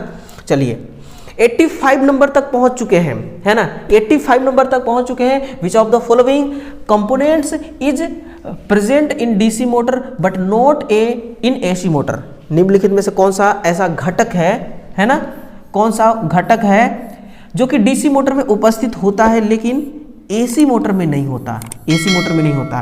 कम्यूटेटर, बिल्कुल हाँ यही होगा कम्यूटेटर। इसका काम देखिए, अगर मोटर डीसी है, अगर मोटर डीसी है तो ये काम क्या करता है, एसी को डीसी में परिवर्तित करेगा। किसको? एसी को डीसी में, उल्टा हो गया, डीसी को एसी में, है ना। और अगर डीसी जनरेटर है तो फिर ये एसी को डीसी में कन्वर्ट करता है। आप जनरेटर से आउटपुट डीसी लेते हैं ना, तो डीसी इसीलिए मिलता है क्योंकि बीच में यहाँ पर क्या लगा होता है, कम्यूटेटर लगा होता है ना। और भी बहुत ज़्यादा है यार कि देखिए डीसी मोटर में क्या होता है ना कि मेंटेनेंस का बड़ा खर्चा आता है, क्योंकि कम्यूटेटर है, अगर ब्रूस का प्रेशर कम ज़्यादा हुआ तो फिर स्पार्किंग होता है, कम्यूटेटर तुरंत शॉर्ट हो जाती है। कम्यूटेटर खराब हो गया एक बार ना तो तुरंत इसको हमें क्या करना पड़ता है, चेंज करना पड़ता है, तो खर्चा आता है ना। और वैसे भी डीसी मोटर महंगी होती है एसी मोटर के कंपेयर में, है ना। In a DC motor the opposite pole, है ना, आर ऑलवेज, कहने का मतलब है इनका कि किसी डीसी मोटर में अगर पोल कैसे हैं, विपरीत हैं, है ना, तो सदैव एक दूसरे को क्या करेंगे, प्रतिकर्षित करेंगे। क्योंकि देखिए मैग्नेटिक फ्लक्स जो है ना कभी भी काटती नहीं, प्रतिच्छेदित नहीं करती है मैग्नेटिक फ्लक्स, मैग्नेटिक लाइन एक दूसरे को कभी टच नहीं करती है ना। ये है जानी दुश्मन है ये एक दूसरे के। घूर्णित मोटर में निम्नलिखित में से कौन सी हानि परिवर्तनीय है? ताम्र हानि, स्ट्रे हानि परिवर्तित है ना, स्ट्रे हानि तो नहीं होगी, ताम्र हानि होगी। ये कैसी परिवर्तित होती है? ये लोड पर निर्भर होती है ना। लोड अगर देखिए घटता है बढ़ता है तो कॉपर लॉस भी घटता है बढ़ता है। ये डायरेक्ट किस पर निर्भर करता है? लोड पर निर्भर करता है ना। नेक्स्ट है कि at what load is Hopkinson testing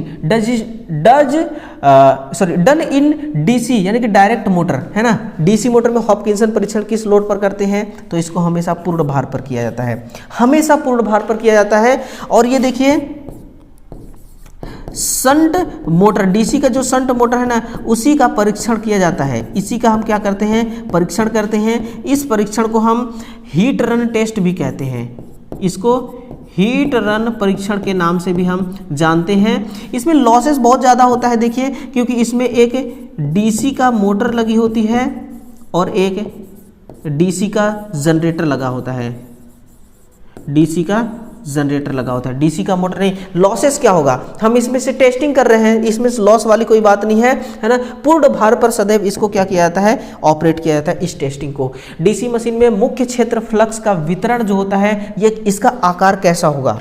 बिल्कुल समलंबाकार होगा। कैसा होगा? समलंबाकार।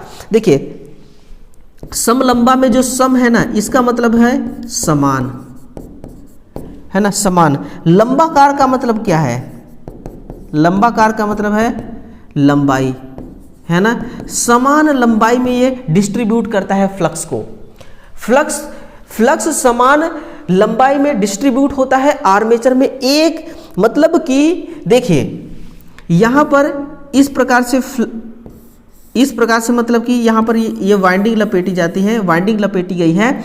इसमें से जो फ्लक्स जनरेट होगा ना वो आर्मेचर में, यहाँ पर जो कॉइल है आर्मेचर की, है ना, इस प्रकार से जो आर्मेचर की कॉइल होती है उस कॉइल में एक समान रूप से इस प्रकार से डिस्ट्रीब्यूट होती हैं, एक समान रूप से, है ना, एक समान रूप से डिस्ट्रीब्यूट होती हैं। तो समान लंबाकार आप देख रहे हैं ना, एक समान रूप से इसमें क्या होती है? डिस्ट्रीब्यूट होती हैं, इसलिए आंसर क्या है? समलंबाकार इज करेक्ट आंसर। ठीक है दोस्तों, देखिए 30-40 क्वेश्चनों का निपटारा बिल्कुल सुपड़ा साफ हो चुका है। आगे देखते हैं कितने क्वेश्चन हैं। 90 तक पहुंच चुके हैं दोस्तों, है ना, 90 तक पहुंच चुके हैं। अब जिस विद्यार्थी ने अगर गद्दारी किया है भाई शेयर करने में, तो अब यार अब बिल्कुल फर्ज निभा दो अपना, है ना, फर्ज निभा दो। What is the maximum case of sparking, है ना, on carbon brush in A direct current motor?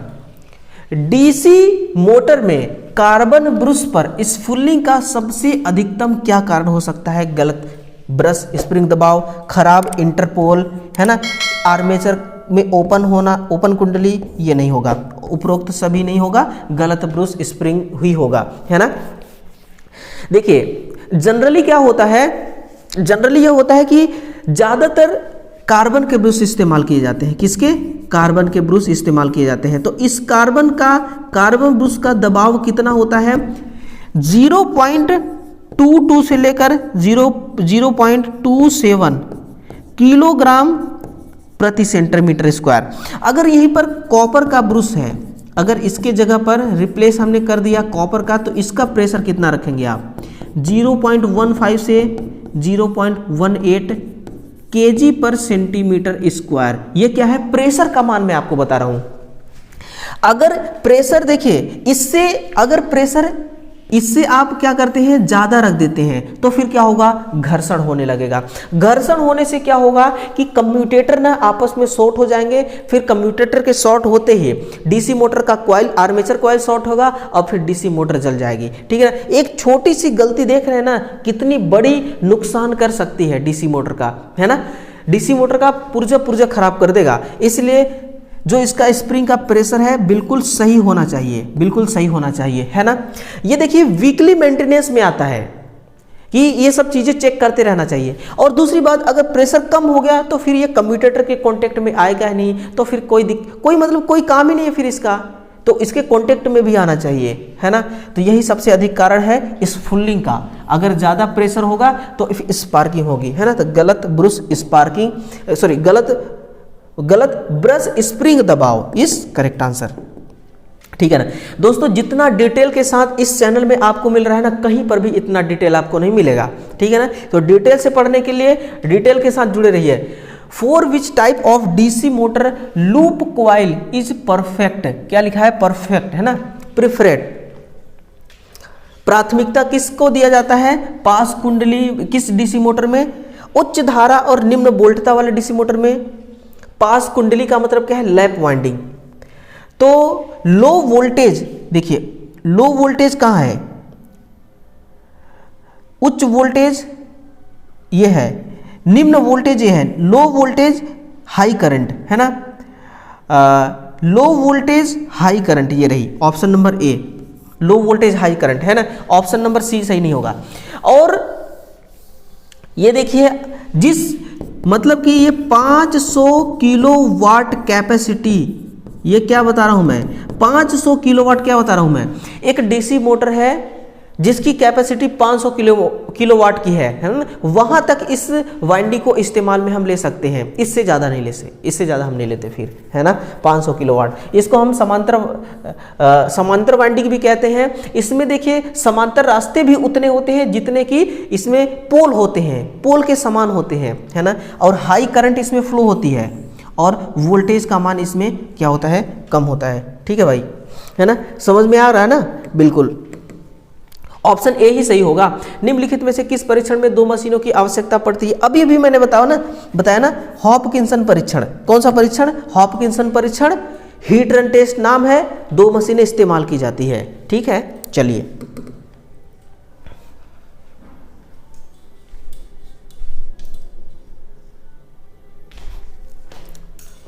(92) number का क्वेश्चन है कि in which of the following test to machines are नहीं यार, ये तो हो गया है ना। नेक्स्ट देखिए 93 नंबर का, है ना। To operate a DC motor is a generator, है ना, it is necessary to have, यानी कि एक डीसी मोटर है ना। ध्यान से सुनना, बड़ा सेंसिटिव सवाल है यार, बड़ा सेंसिटिव सवाल है। ये आपके स्किल टेस्ट के लिए काम आ सकती है। एक डीसी मोटर है, इसको हमें जनरेटर के रूप में चलाना है, तो आपको क्या करना पड़ेगा? क्या मॉडिफाई करना पड़ेगा? रोटर को क्लॉक दिशा में अत्यधिक तेज गति से चलाना पड़ेगा, या फिर रोटर को एंटी क्लॉकवाइज दिशा में अत्यधिक तेज गति से चलाना पड़ेगा? नहीं, क्लॉक और एंटी क्लॉक से इसका कोई रिलेशन नहीं है। तो फिर क्या करना है? रोटर को इसके स्टेटर की तुल्यकालिक गति से अत्यधिक तेज गति पर घूर्णन कराना होगा। बोले तो एनआर का स्पीड अधिक होना चाहिए एनएस से, तभी ये किस रूप में काम करेगी? जनरेटर के रूप में काम करेगी, है ना। तो आंसर ऑप्शन नंबर सी सही होगा।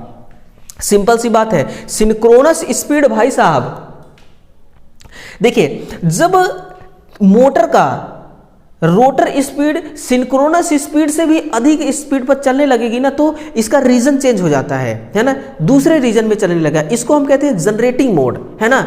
लेकिन जब रोटर स्पीड सिंक्रोनस स्पीड से कम स्पीड पर चलेगी, इसको हम कहते हैं मोटरिंग मोड। तो इसमें देखिए अलग अलग मोड पर हम इसको चला सकते हैं। लेकिन एक बात याद रखना मेरे भाई, कि कभी भी ना मोटर को जनरेटर के रूप में मत चलाना। क्यों? क्योंकि इस टाइम पर स्लिप ना निगेटिव में चली जाती है, और निगेटिव में अगर स्लिप चली गई, मोटर डीसी मोटर की स्लिप, तो स्पार्किंग बड़ा खतरनाक होगा, है ना। हो सकता है मोटर ही निपट जाए। अगर मोटर नहीं निपटा, बच गया किसी कारण से, है ना, अगर लकी है मोटर तो बच जाएगा। फिर उस केस में क्या होगा, एफिशिएंसी बहुत डाउन हो जाएगा, ना के बराबर हो जाएगी, है ना, बिल्कुल ना के बराबर हो जाएगी। फिर ऐसा जनरेटर किस काम का। नेक्स्ट है कि on what quantity does hysteresis loss in a DC motor depend, है ना। सैथिल लेहानियां जो है ये किस राशि पर निर्भर करती हैं। हाँ, चलिए, क्वेश्चन तो बड़ा दमदार क्वेश्चन आया है ना। दमदार नहीं भी होता ना तो भी मैं बना देता। देखिए, याद कीजिए आयरन लॉस को, है ना, आयरन लॉस को। आयरन लॉस कितने टाइप के होते हैं? 2 टाइप के। इसके 2 पार्ट हैं। पहला है हिस्टेरेसिस लॉस और दूसरा है भंवर धारा लॉस, है ना, भंवर धारा लॉस। अब हम यहां से, मैं आपको यहां से समझाना क्या चाह रहा हूं कि जो हिस्टेरेसिस लॉस होता है सॉरी,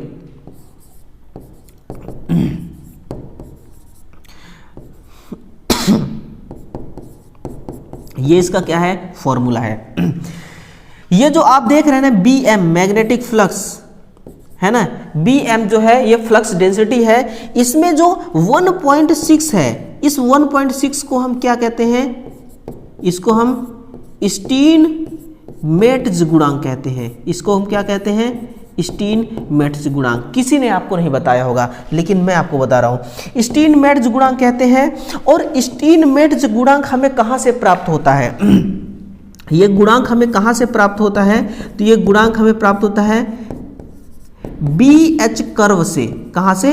BH कर्व आपने पढ़ा होगा ना, वो BH कर्व से प्राप्त होता है। और ये जो स्टीनमेट्ज गुणांक है, इस गुणांक का मान बदलता रहता है। कितना? 1.25 से लेकर के 2.5, है ना, या फिर ये लिखिए 1.35 से लेकर के 2.5 के बीच ये क्या करता है? स्टीनमेट्ज गुणांक चेंज होता है ना।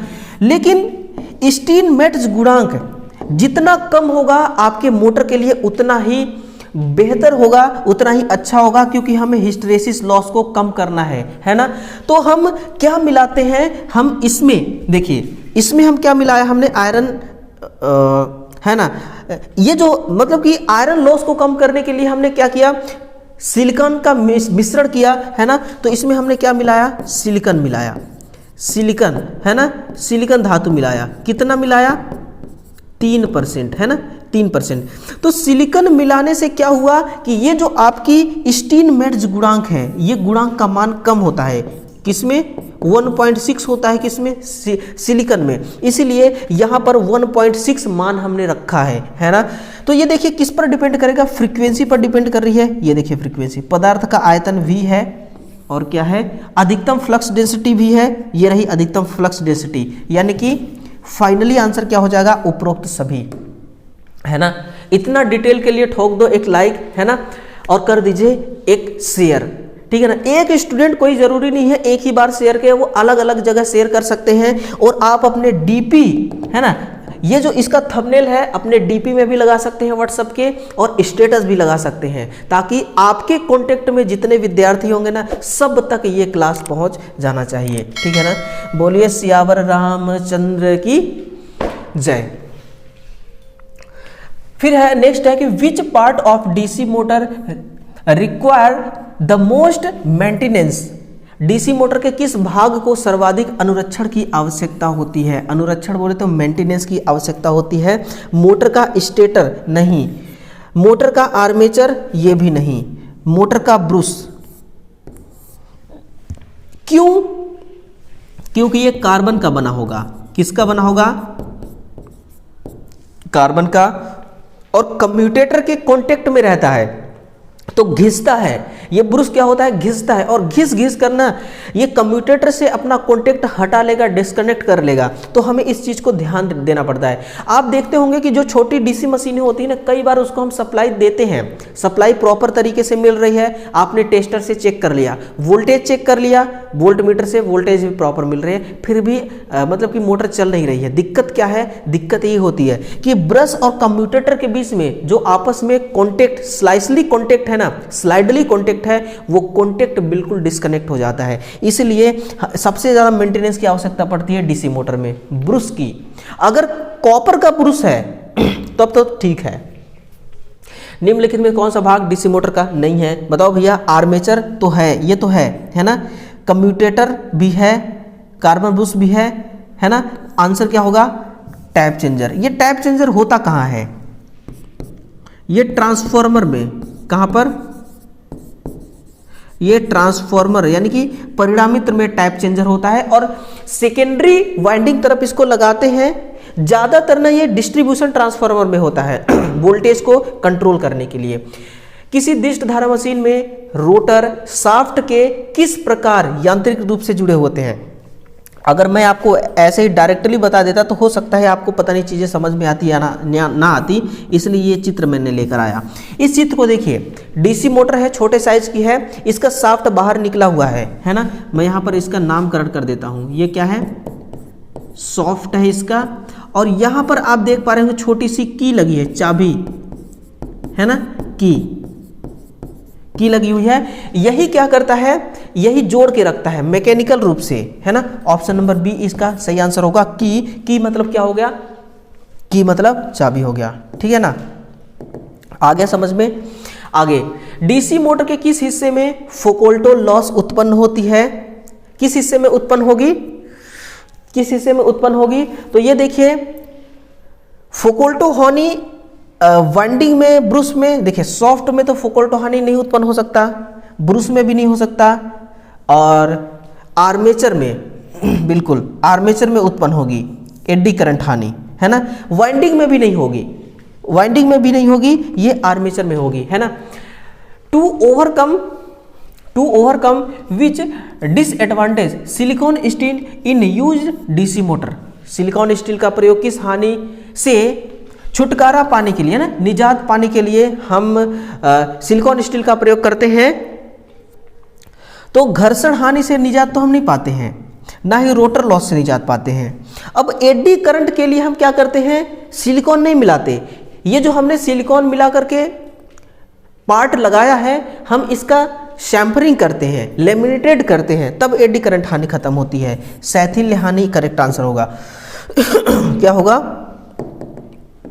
सैथिल्य हानि, है ना। अब देखिए, आज हमने 100 यानी कि सेंचुरी आज हमने टच कर दिया, है ना। एक बहुत खुशी की बात है। बिल्कुल दोस्तों, दिल की इमोजी भेजिएगा कमेंट बॉक्स में, है ना। बहुत खुशी हुई हमें कि हम टच कर दिए आज सेंचुरी को, है ना। 100 क्वेश्चन टच करना कोई आम बात नहीं है, कोई छोटी बात नहीं होती, ठीक है। To produce maximum EMF in a armature conductor, what should be the direction of speed of the conductors? किसी आर्मेचर कंडक्टर में EMF अधिकतम उत्पन्न करने के लिए कंडक्टर की स्पीड की दिशा क्या होनी चाहिए? चुंबकीय रेखाओं के समांतर या चुंबकीय रेखाओं के लंबवत? तो लंबवत होना चाहिए। फैराडे ने भी यही कहा है। फैराडे ने भी यही कहा है कि अगर मान लीजिए ये आपका तार है, ये क्या है? एक कंडक्टर है, तो इसमें से जो मैग्नेटिक फ्लक्स जारी है वो बिल्कुल इस प्रकार लंबवत हो, है ना। इनके बीच में 90 डिग्री का क्या हो? डिफरेंस हो, है ना। ये बात है। चलिए, in a DC motor armature copper losses are almost the total loss. यानी कि एक डीसी मोटर है, आर्मेचर कॉपर हानि कुल हानिया के कितना होगा? यानी कि लगभग में पूछा गया है कि टोटल लॉस का कितना होगा, है ना।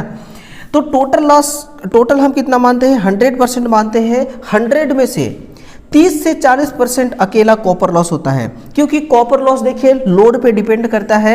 और मोटर हम किस लिए, मोटर का निर्माण हमने किस लिए किया है, ताकि हम इससे लोड कनेक्ट कर सके, अपने ज़रूरतों को पूरा कर सके, है ना। यानी कि अपने लोड को चलाने के लिए हमने डीसी मोटर का इस्तेमाल किया, डीसी मोटर को हमने बनाया। तो 30 से 40% इसका सही आंसर होगा। ये रही सबसे बढ़िया आंसर क्वेश्चन आपके लिए। देखिए, घूर्णन करने वाली डीसी मोटर के स्पीड को किस मीटर द्वारा मापन किया जाता है ना। इंग्लिश है कि by which meter is the speed of a rotating DC motor, है ना, मेजर्ड। तो यहां से इस चित्र को आप गौर से देखिए, ये चित्र मैं आपके लिए इसीलिए लेकर के आया हूं। इस चित्र का नाम क्या है, इसको हम कहते हैं टैकोमीटर। इसको क्या कही जाती है, टैकोमीटर। इसका इस्तेमाल कैसे करते हैं, देखिए डीसी मोटर हो या डीसी जनरेटर हो, है ना, उसका जो शाफ्ट है, शाफ्ट घूमती है, बाहर से हमें दिखाई भी देती है। इस मोटर का ये वाला पार्ट देखिए, ये क्या है, इसका नोब है। ये क्या है, इसका नोब है ना। इस नोब को इसके शाफ्ट के साथ टच कर दीजिए, फिर ये जिस स्पीड से शाफ्ट घूम रही होगी उसको ये डिजिटली रूप से ये इस डिस्प्ले में यहाँ पर दिखाई देता है ना। ये हमेशा आरपीएम में मापन करती है। किस में मापन करेगी, आरपीएम में। तो आंसर क्या हो गया, option number B, tachometer correct answer. और अब बात रही रोटामीटर। तो रोटामीटर क्या मापता है, मान लीजिए कि कोई ट्यूब है ना, ट्यूब में प्रवाहित तरल पदार्थ की मात्रा को कौन मापता है, रोटामीटर मापता है। मल्टीमीटर देखिए, इसको हम AVO यानी AVO मीटर कहते हैं। और ये करंट, वोल्टेज और ओम, मतलब कि ओम मीटर का भी ये काम करता है। मल्टीमीटर, वोल्ट मीटर और एम्पेयर मीटर, तीनों मीटर का ये काम एक साथ ही करता है।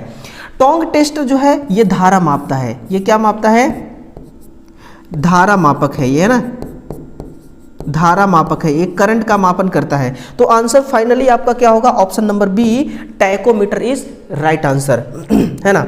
चलिए आगे बढ़ते हैं। अगला क्वेश्चन है 103 नंबर की, एक 12 ध्रुव यानी कि एक 12 ध्रुव लैप संबंध डीसी मोटर में समांतर रास्ते की संख्या कितनी होगी। अगर पोल 12 है और आर्मेचर में लैप वाइंडिंग किया गया है तो दोनों एक समान होंगे। दोनों कैसे होंगे, पोल की संख्या के समान या फिर दो। अरे ये 12 मैंने समझ लिया, ऑप्शन नंबर ए इसका सही होगा कि पोल की संख्या जितना होगा, है ना, उतना ही इसमें समांतर रास्ते बनेंगे। विद्युत बहाव की एक ऐसी दिशा होती है कि यह सदैव इसके कारण का विरोध करती है। यह किस नियम द्वारा वेरीफाई किया गया है ना। The direction of electric flow is such that is always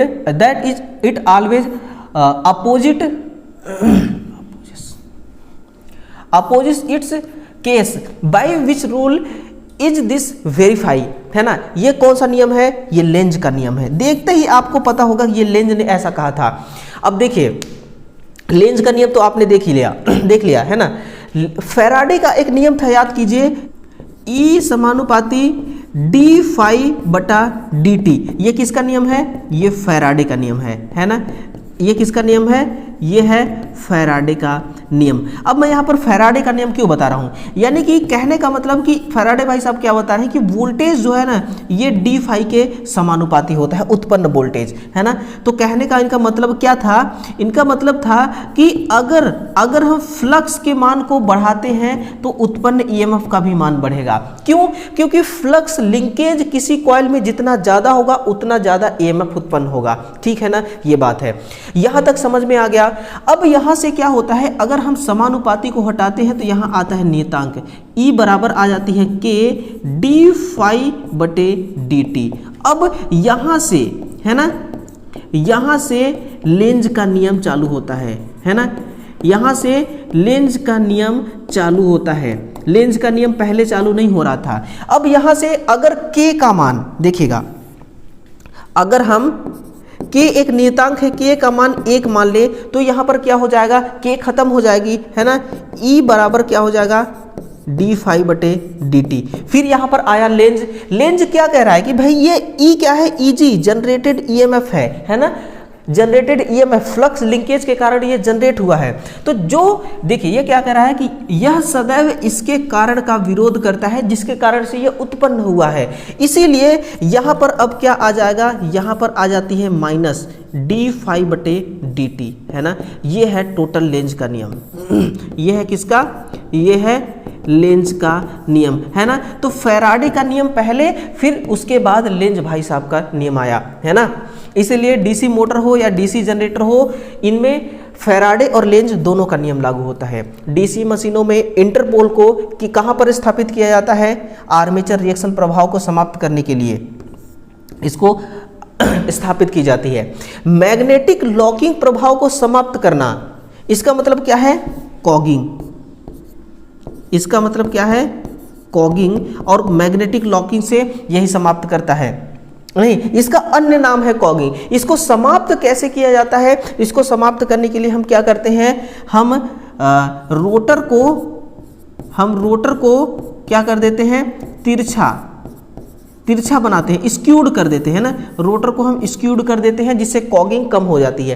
crawling का मतलब क्या है, सिंक्रोनस स्पीड को कम करना, है ना। सिंक्रोनस स्पीड को उसके 7 गुना तक कम कर देता है, उसे कहते हैं क्राउलिंग। और क्राउलिंग को समाप्त कैसे किया जाता है, वो किया जाता है शॉर्ट पिच वाइंडिंग, है ना। शॉर्ट पिच वाइंडिंग को कम करके हम हार्मोनिक्स को कम करते हैं, फिर ओवरऑल क्राउलिंग समाप्त होती है। लेकिन ये केवल और केवल इंडक्शन मोटर में होती है, डीसी मोटर में इसका कोई रोल नहीं होता है। एक लैप वाउंड डीसी मोटर में कंडक्टर की संख्या कितनी है, 100, है ना। और समांतर पाथों की संख्या कितनी है, 10। पिच का औसत मान क्या होगा, पिच का औसत मान आपको बताना है। देखिए पोल पिच का औसत मान आपसे पूछा है ना। पोल पिच का औसत मान पूछा है, तो इसमें क्या होता है, स्लॉट में कंडक्टर की संख्या, है ना, कंडक्टर, नंबर्स ऑफ कंडक्टर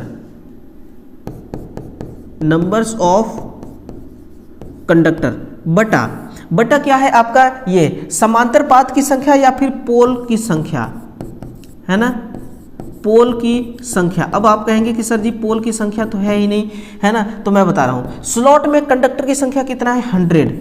और पोल की संख्या कहां है, ये क्या कह रहा है कि एक लैप वाउंड है, आर्मेचर में कैसी वाइंडिंग की गई है, लैप वाइंडिंग। समांतर पाथ की संख्या कितना है, इससे क्या पता चलता है कि जितने यहां पर पोल होंगे उतने ही समांतर पाथ की संख्या है, क्योंकि वाइंडिंग लैप प्रकार का है, इसलिए पोल कितना होगा, 10, है ना। काट पीट के राइट कर दीजिए, आएगा कितना, 10। कितना आएगा, पोल पिच बराबर 10 इज करेक्ट आंसर, ठीक है ना। तो ऐसे ऐसे छोटे से छोटे क्वेश्चन है जो आपको थोड़ा सा ना, आपको एग्जाम में आपका रास्ता भटकाने का काम करते हैं। बस आपको इसका फॉर्मूला आना चाहिए, है ना। आगे बढ़िए, विच of the following machines has the highest efficiency, किसकी हाईएस्ट एफिशिएंसी होती है, किस मशीन की। देखिए परिणामित्र की तो होती है 95 से 98%, क्योंकि इसमें मैकेनिकल लॉस नहीं होता, है ना। अल्टरनेटर की होती है 80%, ठीक है। डीसी मोटर की होती है कम से कम 50 और अधिक से अधिक 80%, ठीक है। इंडक्शन मोटर की होती है 90%। अब देखिए किसका होगा सबसे ज़्यादा, 90, 80, 80, 95 से 98, है ना, ट्रांसफॉर्मर। क्योंकि इसमें देखिए किसी भी प्रकार का रोटेटिंग वाला पार्ट नहीं होता है, जिससे फ्रैक्शन लॉस, है ना, इस प्रकार की कोई लॉसें होती नहीं है।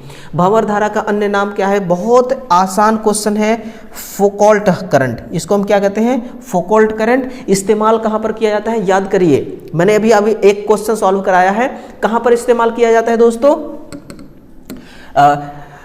इलेक्ट्रिक फर्नेस में, है ना, विद्युत भट्ठी में। फिर नेक्स्ट है कि for what purpose are carbon brushes used in electric DC motor, है ना। कार्बन बुश किस उद्देश्य से लगाए जाते हैं, तो कम्यूटेशन के समय स्फुलिंग को कम करने के लिए, है ना, बिल्कुल स्पार्किंग को ये रोकता है ना, ये क्या करता है स्पार्किंग को रोकता है। वोल्टेज के बहाव के लिए एक रास्ता प्रदान करना, धारा को बहाव के लिए एक रास्ता प्रदान करना है, ये भी सही है, ये सही है, ये भी सही है, यानी कि ऑप्शन नंबर डी इसका सही आंसर होगा, बिल्कुल ऑप्शन डी उपरोक्त सभी इसका करेक्ट आंसर होगा। क्योंकि हम इसके थ्रू आउटपुट लेते हैं, जनरेटर में हम इसके थ्रू क्या करते हैं, आउटपुट लेते हैं। रोटर शाफ्ट को सहायता के लिए इस्तेमाल होने वाले बेरिंग सामान्यतः कौन से होते हैं, तो वो होते हैं आपके बॉल बेरिंग, है ना, डीप ग्रूव बॉल बेरिंग। मैंने एक क्वेश्चन में बताया था ना किस प्रकार का बेरिंग का प्रयोग करते हैं, वही है। 111 देखिएगा आप कि स्टेटर और आर्मेचर के मध्य एक छोटा सा एयर गैप होता है, मजबूत मैग्नेटिक फील्ड देता है छोटा एयर गैप, या हमिंग को कम करता है? नहीं, हमिंग को तो कम नहीं करेगा, हमिंग को कम नहीं करता। ये अधिक वेंटिलेशन देता है, ये भी गलत है। हंटिंग को भी समाप्त नहीं करता। ये स्ट्रॉन्ग मैग्नेटिक फ्लक्स हमें देता है ना, क्योंकि स्टेटर और आर्मेचर के बीच में बहुत कम एयर गैप रखा जाता है ना। छोटी मोटर में 0.508 mm यानी कि वही समथिंग 0.6 mm के करीब, और बड़ी मोटर है तो 1 से 1.5 mm, इससे ज़्यादा नहीं होता है, इससे ज़्यादा बिल्कुल नहीं होता है ना। और उस गैप को, उस एयर गैप को प्लास्टिक फिलर गेज की मदद से हम मापते हैं। नोटबुक में छापिएगा, नोटबुक में छापिएगा, कहीं भूल ना जाए। 4 पोल का डुप्लेक्स लैप वाइंडिंग के लिए समांतर पाथ की संख्या कितनी होगी, तो देखिए समांतर पाथ की संख्या पोल गुणे प्लेक्स होता है। क्या होता है? पोल गुणे प्लेक्स, है ना, पोल गुणे प्लेक्स। तो पोल कितना है? 4, और प्लेक्स का मतलब कितना है? 2, है ना। 2 से आप इसको वो करिए, डुप्लेक्स है ना, डुप्लेक्स का मतलब 2, तो करिए 8 आएंगे। कितने आएंगे समांतर रास्ते? 8 समांतर पाथ होंगे। बोलिए आंसर क्वेश्चन नंबर 112 का 8 हुआ कि नहीं, है ना?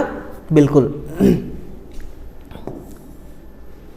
एक ध्रुव से दूसरे ध्रुव के प्रभाव से गुजरने पर आर्मेचर के करंट में बदलाव को हम क्या कहते हैं? स्पार्किंग, स्फुलिंग कहते हैं, आर्मेचर रिएक्शन कहते हैं, या मोटर का प्रमुख संचालन कहते हैं? इसमें से कोई नहीं, तो इसको हम स्पार्किंग कहते हैं। क्या कहते हैं? स्फुलिंग, है ना, स्फुलिंग यही कहलाती है। एक ध्रुव से दूसरे ध्रुव के प्रभाव से गुजरने वाले आर्मेचर करंट में के बदलाव को हम क्या कहते हैं? स्पार्किंग ही कहते हैं, है ना।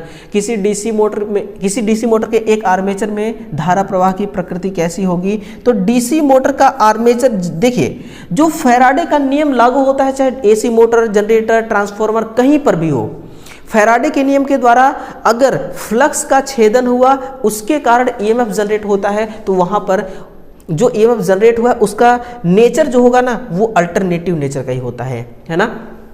चलिए 115 क्या कह रहा है कि अधिकांश डीसी मशीनों में वेंटिलेशन डक्ट, है ना। ये देखिए, ये देखिए वेंटिलेशन डक्ट, है ना। इस क्वेश्चन से मुझे मेंटेनेंस का काम याद आ रही है, वेंटिलेशन, क्योंकि ये सब किया कराया है। वेंटिलेशन डक्ट ये है आपका फैन, जिसको हम क्या कहते हैं? फैन। ये फैन का काम क्या है? इसको इस प्रकार से सेटिंग इसका होता है, मतलब इस प्रकार से इसका बनावटी होता है कि ये बाहर से हवा को खींचती है और इसके बॉडी में, है ना, इस तरफ ये हवा को क्या करती है? बॉडी की तरफ फेंकती है, ताकि बॉडी हीट हो रही होगी अगर ना, तो वो थोड़ा बहुत ठंडा हो जाए। ज़्यादा तो ये क्या ठंडा करेगी? इसका आकार होती है रेडियल और साथ ही साथ लंबवत। कैसा होगा? रेडियल और साथ ही साथ लंबवत होगा, ठीक है ना। चलिए देखिए दोस्तों, आपने थका तो नहीं ना? मैं तो नहीं थका। देखिए मेरे अंदर अभी भी वही एनर्जी है जो मैं 2 घंटे पहले जिस एनर्जी के साथ आपके सामने खड़ा हुआ था, उसी एनर्जी के साथ अभी भी मैं खड़ा हूं, है ना। बस आपके अंदर कितना एनर्जी है ये कमेंट करके बताइएगा, क्योंकि आप मेहनत कर रहे हो यार, आप संघर्ष कर रहे हो। थकना जायज़ बात है ना, थकना जायज़ बात है। वो एक कोई अमिताभ बच्चन साहब का एक मूवी था ना, मर्द को दर्द नहीं होता, है ना। ये जो डायलॉग उन्होंने बोला था ना, ये बहुतों की ज़िंदगी खराब कर दिया, है ना, बहुतों की ज़िंदगी खराब किया है इस डायलॉग ने। यानी कि लोग मतलब कि सीने में दर्द लिए घूम रहे हैं, किसी को बता नहीं रहे हैं। सीने में दर्द इतना है कि वो दर्द समाया नहीं जा रहा है, लेकिन फिर भी कहते हैं मर्द को दर्द नहीं होता। अरे भाई कितना दर्द होगा यार, अब कैसा दर्द होगा, है ना। तो दर्द होना जायज़ बात है, दर्द होना भी चाहिए अगर आप मेहनत कर रहे हैं तो, ठीक है ना। ये है वेंटिलेशन डक्ट का हो गया। आगे देखते हैं, बहुत बड़ी क्वेश्चन है। क्या कह रहा है क्वेश्चन कि पहले इसको पढ़िए, निम्नलिखित विकल्पित कथनों को पढ़े और सही उत्तर का चुनाव कीजिए, है ना। पहला क्या कह रहा है? डम्मी क्वाइल को तरंग वाउंड आर्मेचर पर रखा जाता है जब प्रति स्लॉट प्रति लेयर कॉइल साइड की संख्या पोल युग्म का गुणक होता है। बिल्कुल सही बात कह रहा है ये, बिल्कुल सही बात, मैं इस पे बिल्कुल परफेक्ट सहमत हूं। डमी कॉइल को तरंग वाउंड आर्मेचर पर रखा जाता है, यहां तक सही है, जब कम्यूटेटर बार और स्लॉट का अनुपात एक पूर्ण संख्या होता है। नहीं, ये गलत बात है, ये गलत बात है, ये बिल्कुल गलत। एक सही है, दो गलत है, एक सही है, दो सही है, ये गलत हो गया। एक गलत है, नहीं एक सही है ना, ये भी गलत हो गया। एक सही है,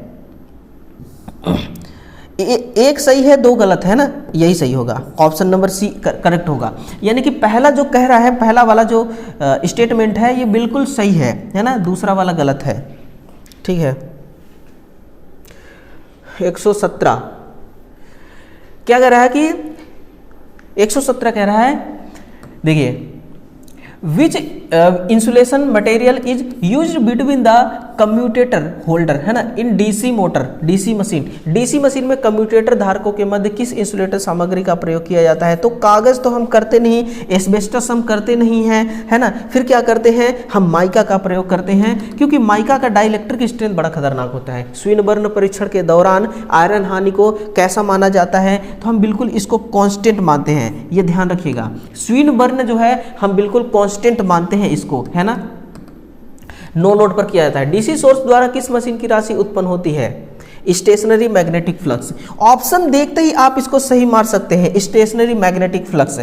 इसीलिए फैराडे भाई साहब ने क्या किया कि भाई अगर ईएमएफ आपको चाहिए ना, तो दो पैरामीटर नहीं कह सकते, जैसे कि एक कॉइल है और एक फ्लक्स है, दोनों के बीच में किसी न किसी एक को हमें गति देना पड़ेगा, तभी जाकर के ईएमएफ जनरेट होगी, है ना। तो इसलिए उन्होंने क्या किया, मैग्नेटिक फ्लक्स तो स्टेशनरी हो गया, अब कॉइल को भी अगर स्टेशनरी कर दी तो बात बनेगी नहीं, इसलिए उन्होंने कॉइल को घुमा दिया। उन्होंने क्या किया? कॉइल को घुमा दिया, है ना। और एसी मोटर में जस्ट इसका उल्टा होता है। नेक्स्ट है कि काउंटर ईएमएफ द्वारा निम्नलिखित में से कौन सी राशि उत्पन्न होती है? सिंक्रोनस स्पीड, गलत। आर्मेचर टॉर्क नहीं होती, लागू ईएमएफ, हाँ यही होगी, है ना, लागू ईएमएफ इज राइट आंसर। ठीक है, चलिए बिल्कुल थकिएगा नहीं, बिल्कुल हम अपने लक्ष्य तक पहुंच रहे हैं। किसी डीसी मशीन में आर्मेचर रिएक्शन की चुंबकीय शक्ति को समाप्त करने का प्रभाव इसमें से किस कारण से हो सकता है? In a DC machine the effect of eliminating the magnetic force of the armature reaction is due to which of the following reason? वो कौन सा रीजन है? एयर गैप की असमान लंबाई? नहीं यार। फील्ड पोल की चुंबकीय सैचुरेशन, हाँ फील्ड पोल की चुंबकीय सैचुरेशन, बिल्कुल सही बात है ना। चलिए, यदि डीसी मोटर की स्पीड को दोगुना कर दिया तो फ्लक्स दोगुना कर दिया जाए और फ्लक्स स्थिर रहे तो पैदा ईएमएफ क्या प्रभाव पड़ेगा? बड़ा सिंपल सा आंसर है, फॉर्मूला मैं आपको याद कराता हूं। जो स्पीड होती है ये बैक ईएमएफ के समानुपाती होती है। किसके? बैक ईएमएफ के समानुपाती और फील्ड फ्लक्स के व्युत्क्रमानुपाती, है ना। हाँ, इन्होंने क्या कहा है कि स्पीड को दोगुना कर दे, यानी कि पहला n है तो हम दूसरा स्पीड n डैश मान लेते हैं बराबर 2n, है ना, 2n, यानी कि स्पीड को क्या कर दिया? दो गुना कर दिया। स्पीड भाई साहब अगर दो गुना हो तो बैक ईएमएफ इसके समानुपाती है, तो बैक ईएमएफ क्या हो जाएगा? EB डैश बराबर क्या हो जाएगा? दो गुना हो जाएगा। ये भी क्या हो जाएगा? दो गुना हो जाएगा, है ना। 4 गुना हाफ, 2 गुना क्वार्टर साइज, बिल्कुल नहीं, ऑप्शन नंबर सी ही सही होगा, 2 गुना हो जाएगा। तो बस फॉर्मूला को आप याद रखिए ना, फॉर्मूला याद रखते ही आपको सारी थ्योरी आपको याद आ जाएगी। किसी डीसी मशीन की दक्षता अधिकतम होगी यदि कौन सा केस होगा? इनपुट शक्ति निम्न हो, हाँ ये बात तो सही है। हानियां उच्च हो तब नहीं, हानियां अति निम्न हो तो भी नहीं, पावर का वास्तविक घटक निम्न हो तो भी नहीं, है ना। ऑप्शन नंबर इसका 23 का ए नंबर सही होगा। ठीक है, चलिए आगे बढ़ते हैं क्वेश्चन नंबर 124 की तरफ।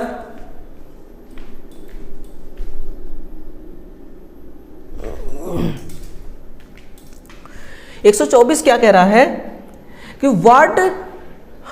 What is the ratio of the watts present in the load current and the total watts produce. Load circuit में उपस्थित वाट और उत्पादित कुल वाट के अनुपात को आप क्या कहते हैं? शक्ति दक्षता यानी कि पावर एफिशिएंसी नहीं, क्या है, उपस्थित वाट है यानी कि उपस्थित वाट है और उत्पादित कुल वाट है ना, जनरेटेड पावर और इनपुट पावर। क्या है, इनपुट पावर क्या होगा, इनपुट पावर इलेक्ट्रिकल में होगा और उत्पादित कुल वाट के अनुपात को क्या कहते हैं, संपूर्ण दक्षता नहीं, यांत्रिक दक्षता नहीं, विद्युत की बात हो रही है, यानी कि इलेक्ट्रिक एफिशिएंसी की बात कर रही है, क्योंकि वाट क्या है, इलेक्ट्रिक एनर्जी है, ये भी इलेक्ट्रिक एनर्जी है ना, ये बात है। आगे बढ़ते हैं। डीसी मोटर रिएक्शन के लिए उत्पन्न armature power minus rotation loss है ना, rotational loss minus rotational loss क्या होगा, सॉफ्ट शक्ति आउटपुट आर्मेचर शक्ति इनपुट, और सॉफ्ट शक्ति इनपुट नहीं, उत्पन्न आर्मेचर पावर यानी कि IHP है ना, यानी कि IHP और लॉस, घूर्णन लॉस, मैकेनिकल लॉस, ठीक है ना, मैकेनिकल लॉस। बिल्कुल दोस्तों, बिल्कुल। देखिए अगर मान लीजिए कि 20 किलोवाट पावर का एक आपका जनरेटर है, 20 किलोवाट पावर का क्या है, आपका एक जनरेटर है ना, ये इसका इनपुट पावर है, ये कौन सी पावर है, इनपुट पावर। लेकिन आउटपुट में क्या जनरेटर 20 किलोवाट का पावर देता है, नहीं, 18 किलोवाट, हम एग्जांपल मान रहे हैं ना, ये आउटपुट में। तो 2 किलोवाट कहाँ गया, 20 किलोवाट में से 2 किलोवाट कहाँ गई, तो ये देखिए ये आर्मेचर में उत्पन्न हुआ कितना, 20 किलोवाट पावर मान लीजिए, और रोटेशनल लॉस के कारण 2 किलोवाट ड्रॉप हो गया, बचा कितना, 18 किलोवाट, और यही आपको आउटपुट में मिलेगी। तो ये इनपुट का तो गेम हो नहीं सकता, इसलिए ऑप्शन बी और सी तो गलत हो गया, शून्य का तो कोई माजरा ही नहीं है, ऑप्शन नंबर ए इस करेक्ट आंसर। सॉफ्ट शक्ति आउटपुट इसका सही आंसर होगा, क्या होगा, सॉफ्ट शक्ति आउटपुट इसका राइट आंसर हो गया, है ना। चलिए नेक्स्ट देखिए, यदि डीसी मोटर की सॉफ्ट पुली ढीली हो जाए तो मशीन पर क्या प्रभाव पड़ेगा।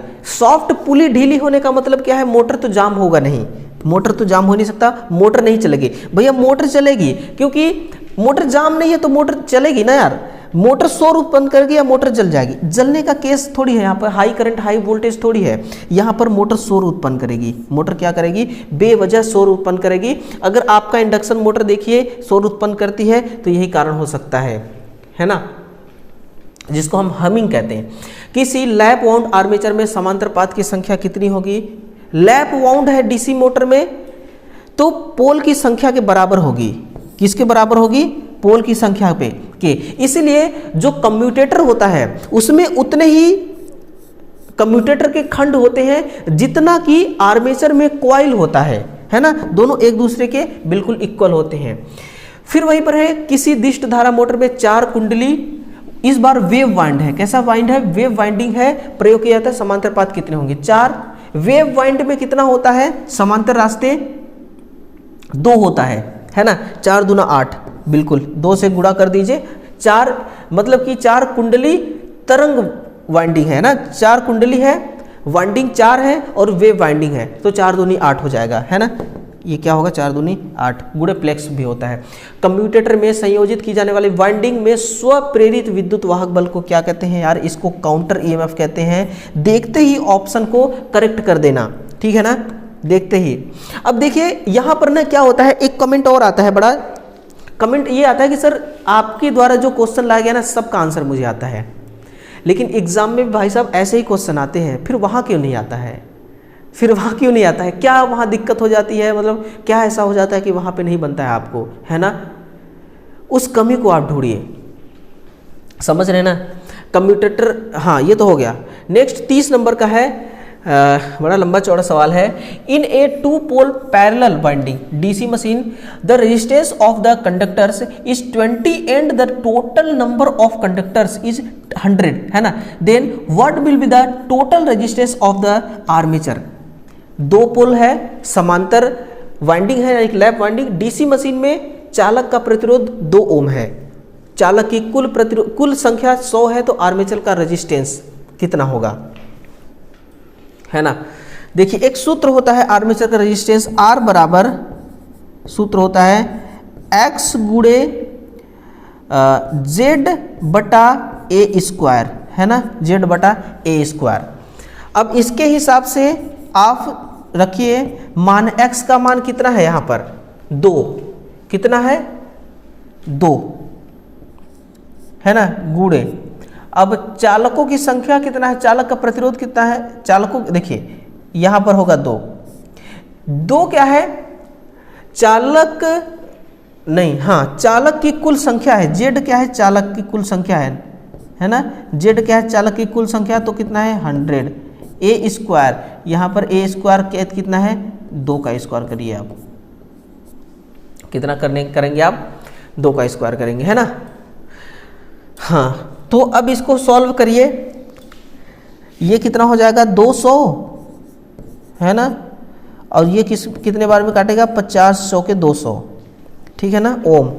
आंसर क्या है, option number A, option number A सही आंसर होगा, 50 ओम इसका करेक्ट आंसर होगा है ना। इस सूत्र को लिख लीजिए x गुणे z बटा a स्क्वायर, एक नया सूत्र है, ठीक है ना। नेक्स्ट देखिए एक 8 ध्रुव लैप वाउंड, क्वेश्चन को ध्यान से समझिएगा, बहुत आसान क्वेश्चन है। एक 8 ध्रुव लैप वाइंडिंग है ना, लैप वाउंड डीसी मोटर में 720 आर्मेचर चालकों की संख्या है, बड़ा उलझाने की कोशिश कर रहा है आपको क्वेश्चन।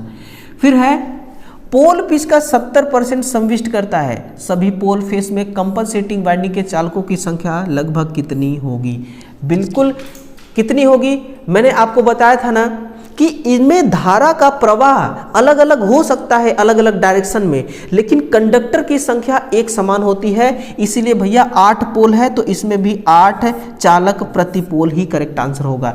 एक पोल में कितने कंडक्टर हैं, इसमें 8 अगर हैं तो इसमें भी 8 ही होंगे, कितने होंगे 8 ही होंगे है ना। देखिए क्वेश्चन भले ही आपको उलझाने की कोशिश कर रहा था, ठीक है ना, लेकिन आपका कॉन्फिडेंस आपको उलझने से बचा लेगा, आपका नॉलेज आपको उलझने से बचा लेगा। किसी दिशधार मशीन में 6 पोल लैप कुंडली का प्रयोग किया जाता है, समांतर पाथ कितने बनेंगे, किसी दिशधार 6 पोल है लैप कुंडली है, बिल्कुल 6 ही होंगे, कितने होंगे 6 पाथ बनेंगे, कितने रास्ते बनेंगे 6 रास्ते से करंट ट्रांसफर होगी है ना। चलिए शायद खत्म हो गया, टोटल इतना ही क्वेश्चन है, टोटल इतना ही क्वेश्चन है।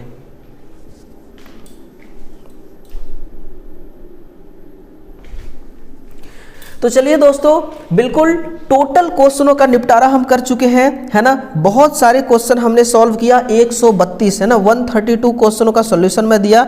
ये मैराथन क्लास डीसी मोटर का कैसा लगा आपको कमेंट करके जरूर बताना है, और आपको शेयर करना है मेरे भाई दबा के। आपने, मुझे विश्वास है कि आपने इस क्लास को पूरे ईमानदारी के साथ देखा होगा, अब इस वीडियो को शेयर कीजिए, क्योंकि यार इस चैनल पे ना लगभग 4000 स्टूडेंट्स की संख्या हो चुकी है, लेकिन जो हमारा व्यू आता है, जो स्टूडेंट देखते हैं ना, बहुत कम देखते हैं स्टूडेंट। क्यों?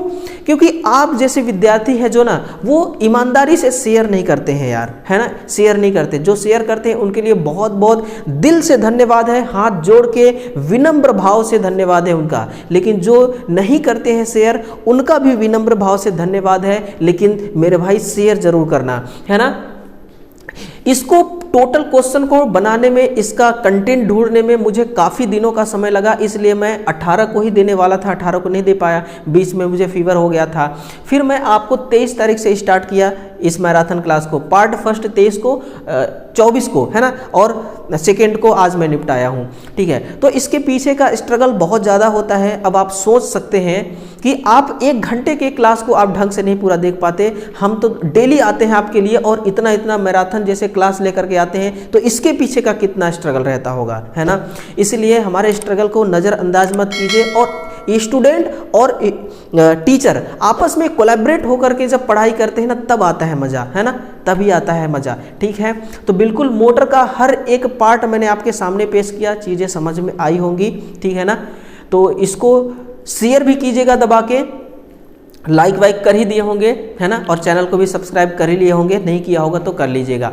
चलिए मिलते हैं, अगला हमारा सेशन होने वाला है, देखिए रेजिस्टेंस पर टॉप 20 क्वेश्चन का सॉल्यूशन देने वाले हैं, और वही सुबह का 9 बजे, है ना। तो कल सुबह 9 बजे तैयार रहिएगा, टॉप 20 क्वेश्चंस होंगे प्रतिरोध के, है ना। तो चलिए मिलते हैं अगले सेशन में, तब तक के लिए आप सभी विद्यार्थियों का दिल से धन्यवाद, थैंक यू।